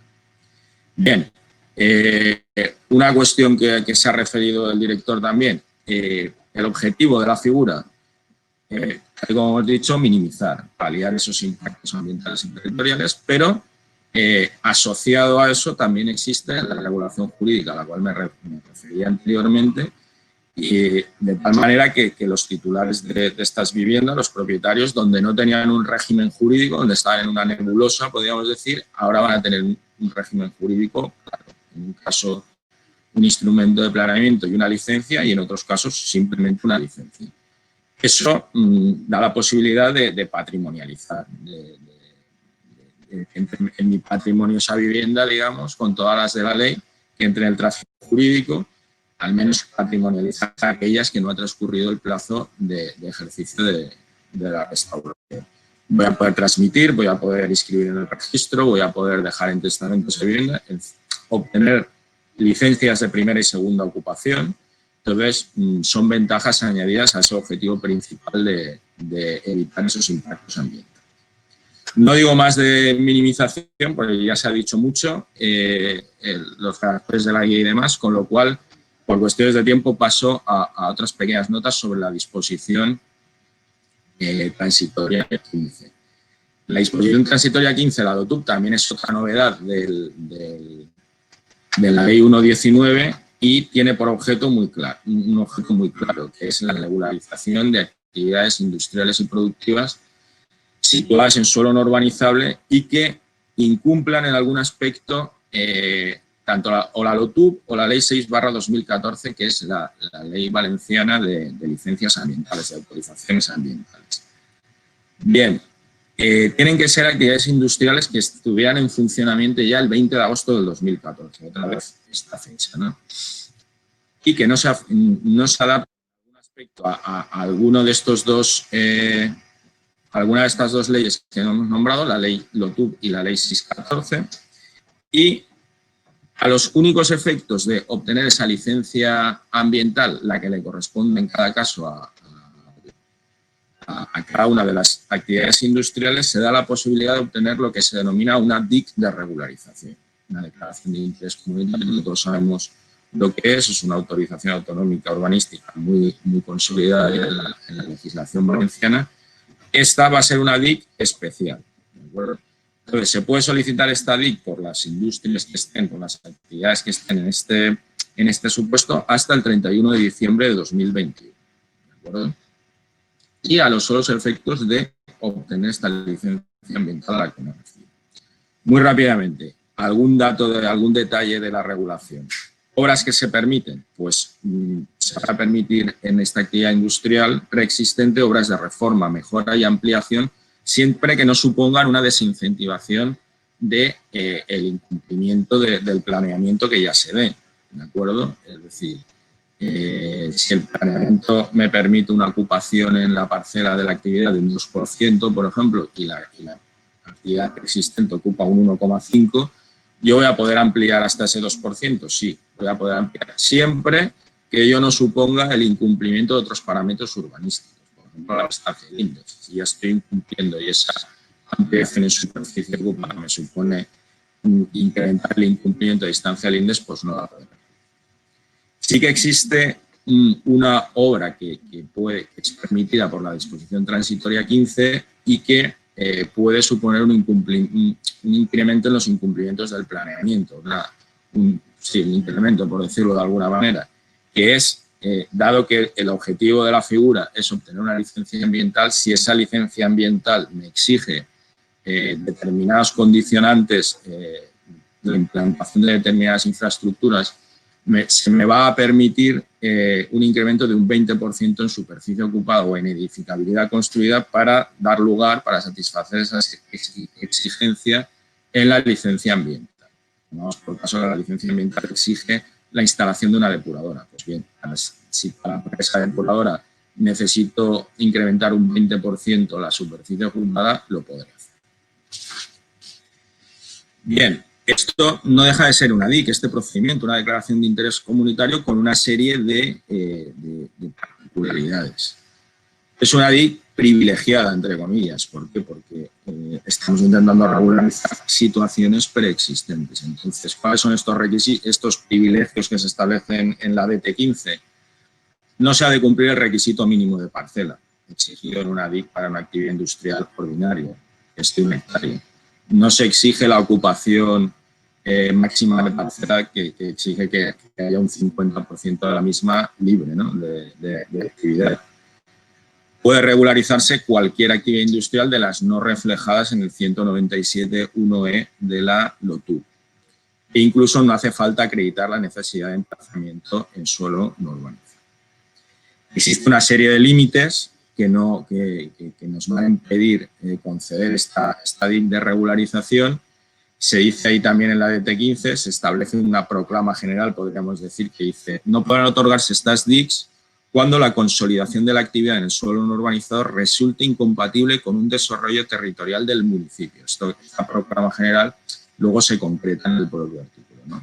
Dice: por afectar a valores ambientales o paisajísticos, por ser incompatible con afecciones territoriales, por su cercanía a zonas residenciales o a implantación de infraestructuras. Bueno, esto en la propia guía, en la parte que explica criterios de interpretación de la disposición transitoria 15, también hemos intentado concretar esta regulación general cómo debe aplicarse.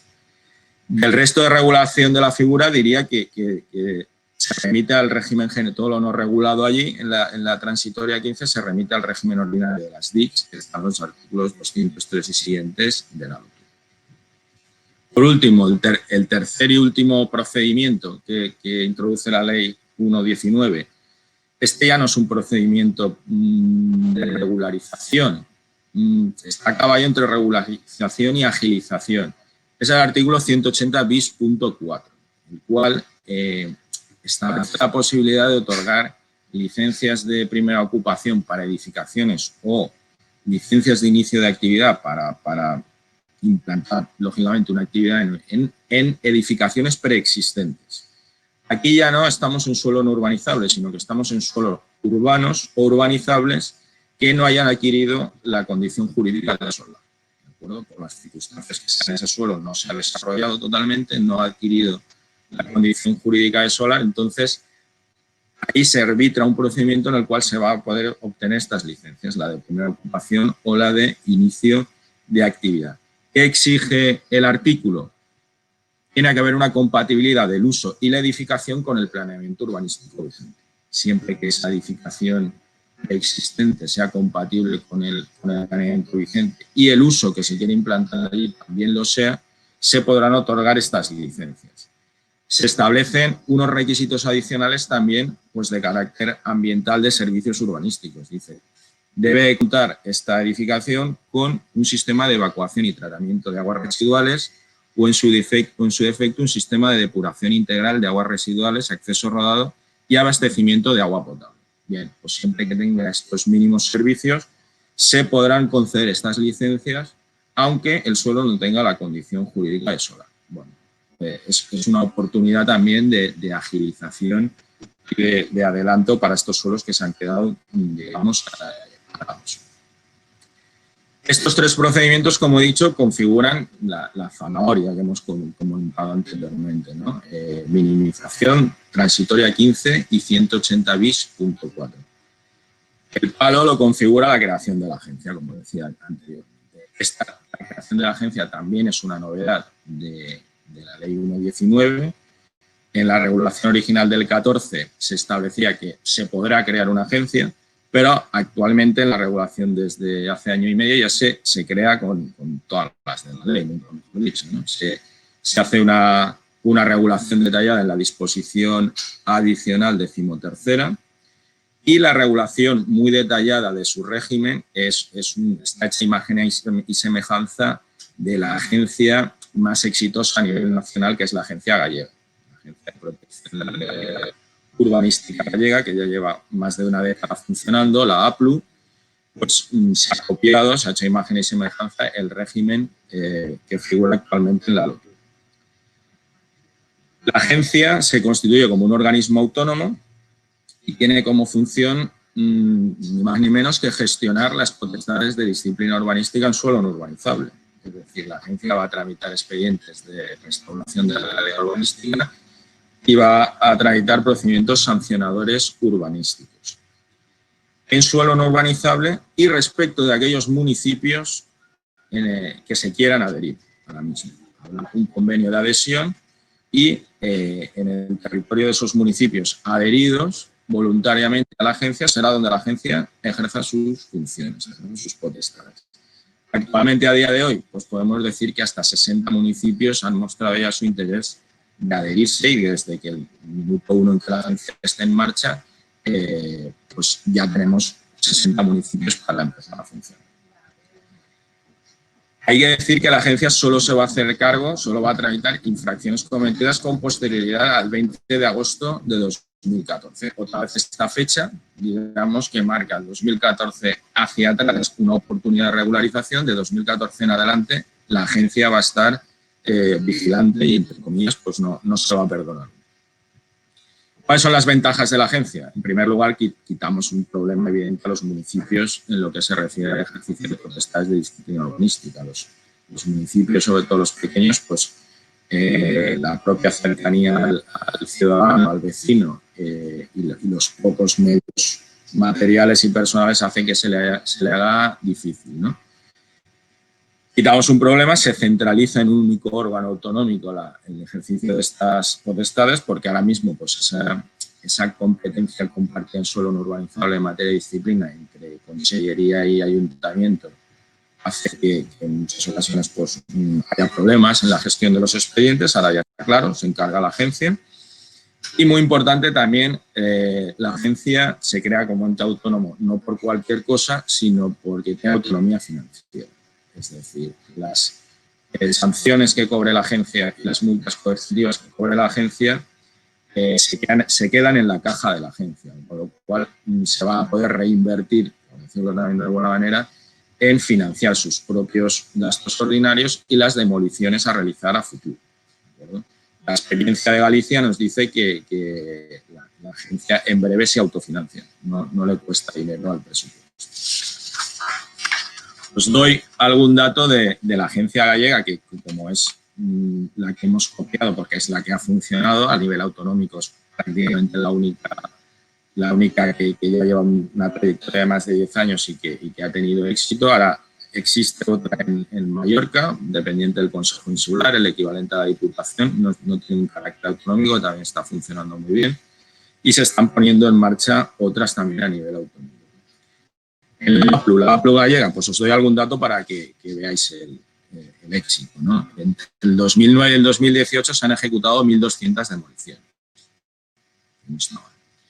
En 2018 se resolvieron 416 expedientes de restauración, se han ejecutado 210 reposiciones de la legalidad y 32 expedientes sancionadores. Aquí ya empezamos a ver que, dado que la ley prevé que cuando se restaura la legalidad no se ejecuta el sancionador, ya empezamos a ver que la restauración es un hecho con este dato. Ahora mismo ya ha calado, digamos, la cultura en Galicia de que la agencia va en serio, con lo cual es el propio infractor el que voluntariamente, en el 94% de los casos, derriba voluntariamente. Se han interpuesto 538 multas coercitivas en solo un año, 2,4 millones de euros en multas y sanciones, y entre 2009 y 2018 se han recaudado más de 40 millones de euros.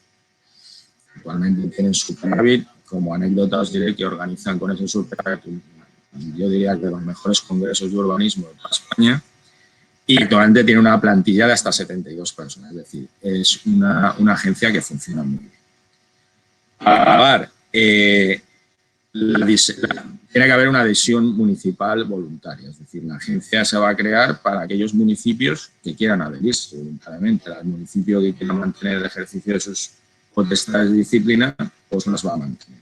Esta adhesión se realizará mediante un convenio y las obligaciones del municipio son muy sencillas: abstenerse de tramitar expedientes y una remisión de denuncias, las denuncias de lo que se vaya localizando, de lo que se vaya detectando en su término municipal. Remisión de denuncias firmada por técnico competente a la agencia y atender a los requerimientos de colaboración que te realiza la agencia, pues comprobación de demoliciones, inspecciones, etc.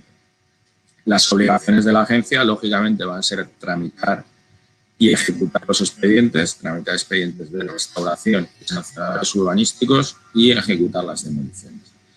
Y como órganos directivos, pues citar que va a haber un consejo ejecutivo y un director gerente de la agencia.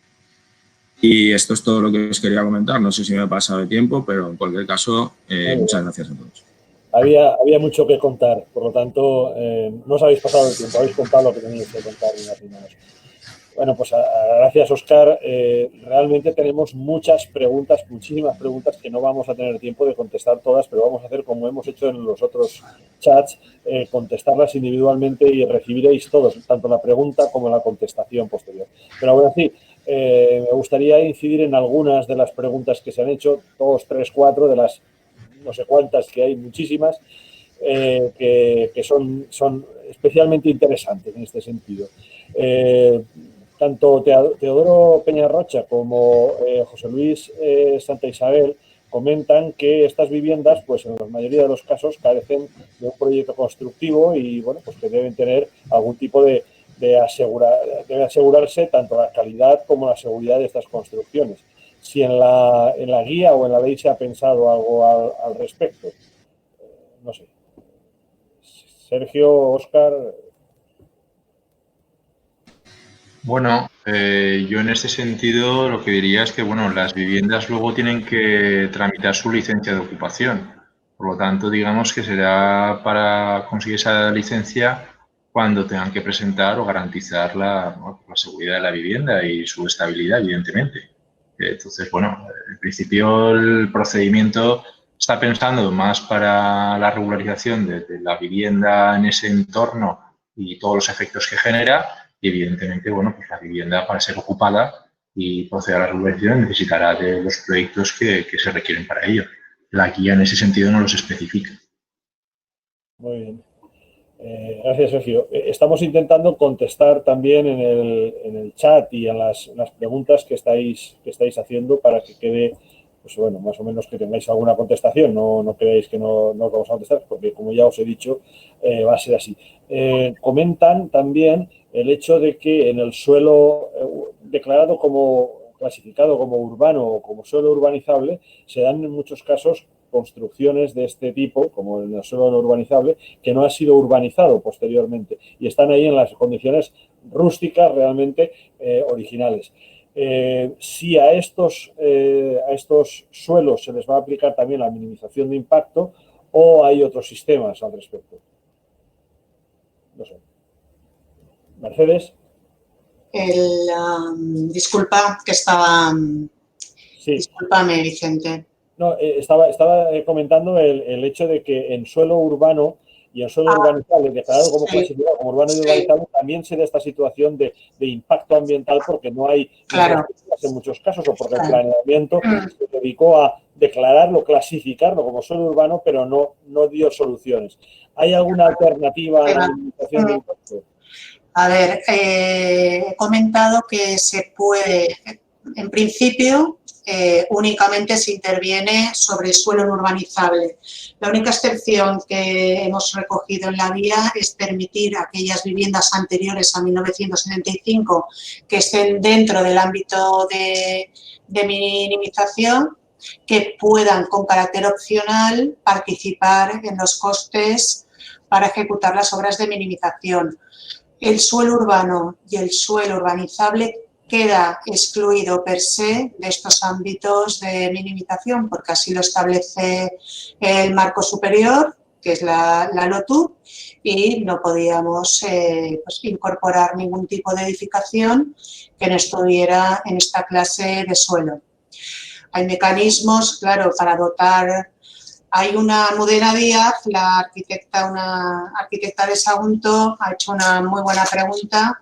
Dice, ¿qué pasa? En esos municipios es muy común, Estivella, Alcalá de Estaroncher, Sagunto y en cantidad de municipios de la Comunidad Valenciana, núcleos que están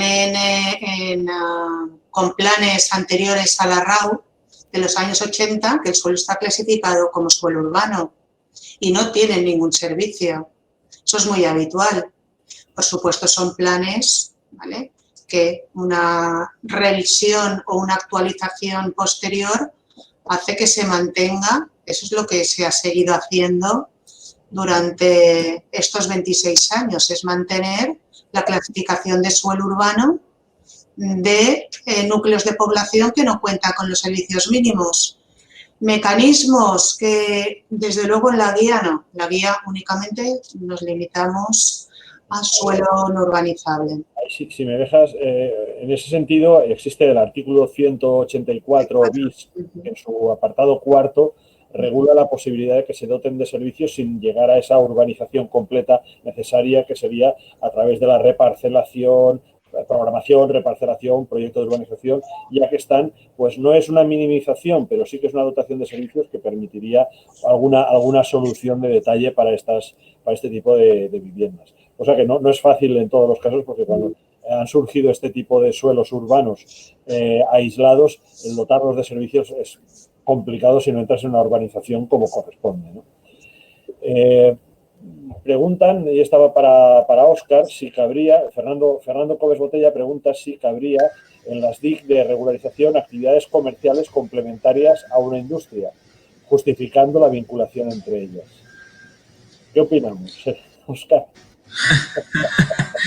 Hemos tenido otra larga disquisición jurídica. Bueno, actualmente hay una circular publicada que se incluye en la guía, también publicada, en el cual establecemos el criterio de que la digna regularización tiene por objeto actividades industriales. Y luego hemos hecho una interpretación amplia a partir de ese industriales y productivas que establece la propia disposición transitoria 15, indicando que puede haber actividades no intrínsecamente industriales, pero que están conectadas a una actividad industrial principal, y sin la cual pues ninguna de las dos actividades sería viable desde un punto de vista técnico o económico, ¿no? Ya que hacemos, a modo de ejemplo, ponemos un números apertus, aquí no tampoco es, decimos unos cuantos ejemplos de cosas, de actividades que pueden estar conectadas con esa actividad industrial principal, que podrían regularizarse a través de la disposición transitoria 15. La transitoria 15 es un procedimiento nuevo, es una DIC. La DIC tiene un componente discrecional. Se va a tramitar a los servicios territoriales, debe de solicitarse antes del fin del año 2021, y a partir de la tramitación en los territoriales iremos afinando un poco el criterio de la casuística de lo que puede entrar a través de ese procedimiento de regularización o no. De todas formas, si el legislador lo ha querido poner y está puesto en la ley y está vigente, lógicamente pues tiene que haber una voluntad de interpretación amplia de lo que cabe regularizar a través de esta disposición. Estamos ya muy apurados de tiempo, pero no me resisto yo a una pregunta que nos pone Francisco Payá Albors. Dice, ¿qué ocurre con las construcciones existentes en la parcela que no estén destinadas a vivienda? separadas de la misma, como por ejemplo garajes, casetas de aperos, barbacoas, etcétera, ¿se pueden regularizar junto a la edificación principal destinada a vivienda e independientemente de la misma? No lo sé. Óscar, sí. Esta creo que hay una, en el apartado de preguntas-respuestas, creo que hemos incluido algo, alguna de estas referidas a esa cuestión, porque había algún ayuntamiento que lo ha preguntado. Vamos a ver, todo aquello que esté conectado con un uso residencial y que esté totalmente finalizado también antes del 20 de agosto del 14, podrá regularizarse junto con la vivienda que constituye la edificación principal a través de un procedimiento de minimización. Lo que tenga ese carácter conectado con el uso residencial principal, pero esté finalizado en 2017, no porque la ley pone un hito temporal ahí muy importante. Y todo aquello que no esté conectado de manera intrínseca por su propia naturaleza con un uso residencial, pongamos un invernadero, por decir un ejemplo, que esté acabado antes o después de 2014, no puede regularizarse a través de un procedimiento de minimización. Muy bien, pues muchas gracias, Óscar. Lamentablemente no tenemos más tiempo. Las preguntas que hayan quedado por contestar, que no se hayamos contestado directamente a través de cada uno de los ponentes o en las preguntas que hay en el chat, pues os intentaremos contestar a todos en su momento. Ahora nos vamos de vacaciones unos y otros también, me imagino. Cuando vamos de vacaciones os contestaremos. Tengo que deciros que os vamos a remitir a todos la guía, a todos los que os habéis estado participando en esta videoconferencia, para que la tengáis y que en septiembre posiblemente hagamos otra videoconferencia, a lo mejor con más detalle y más dirigida a los sufridores de la misma, ¿no? Y no estoy hablando de los ayuntamientos solo, sino de aquellos que quieren regularizar su situación. Muchas gracias a todos. Deciros que seguiremos con esta iniciativa de UrbaClick, el urbanismo a un clic, que le hemos llamado como le hemos puesto ese subtítulo, ¿no? Y con el cual lo que pretendemos es informaros desde la Dirección General de Urbanismo y también formarnos entre todos. Nosotros explicando cuáles son nuestras acciones jurídicas, políticas, urbanísticas, y vosotros a través de vuestras preguntas ayudándonos a saber cuál es el camino que tenemos que seguir. Muchas gracias a todos, que descanséis los que os vayáis de vacaciones, los que hayáis vuelto pues ya volvéis descansados, por lo tanto a trabajar, y muchas gracias a todos.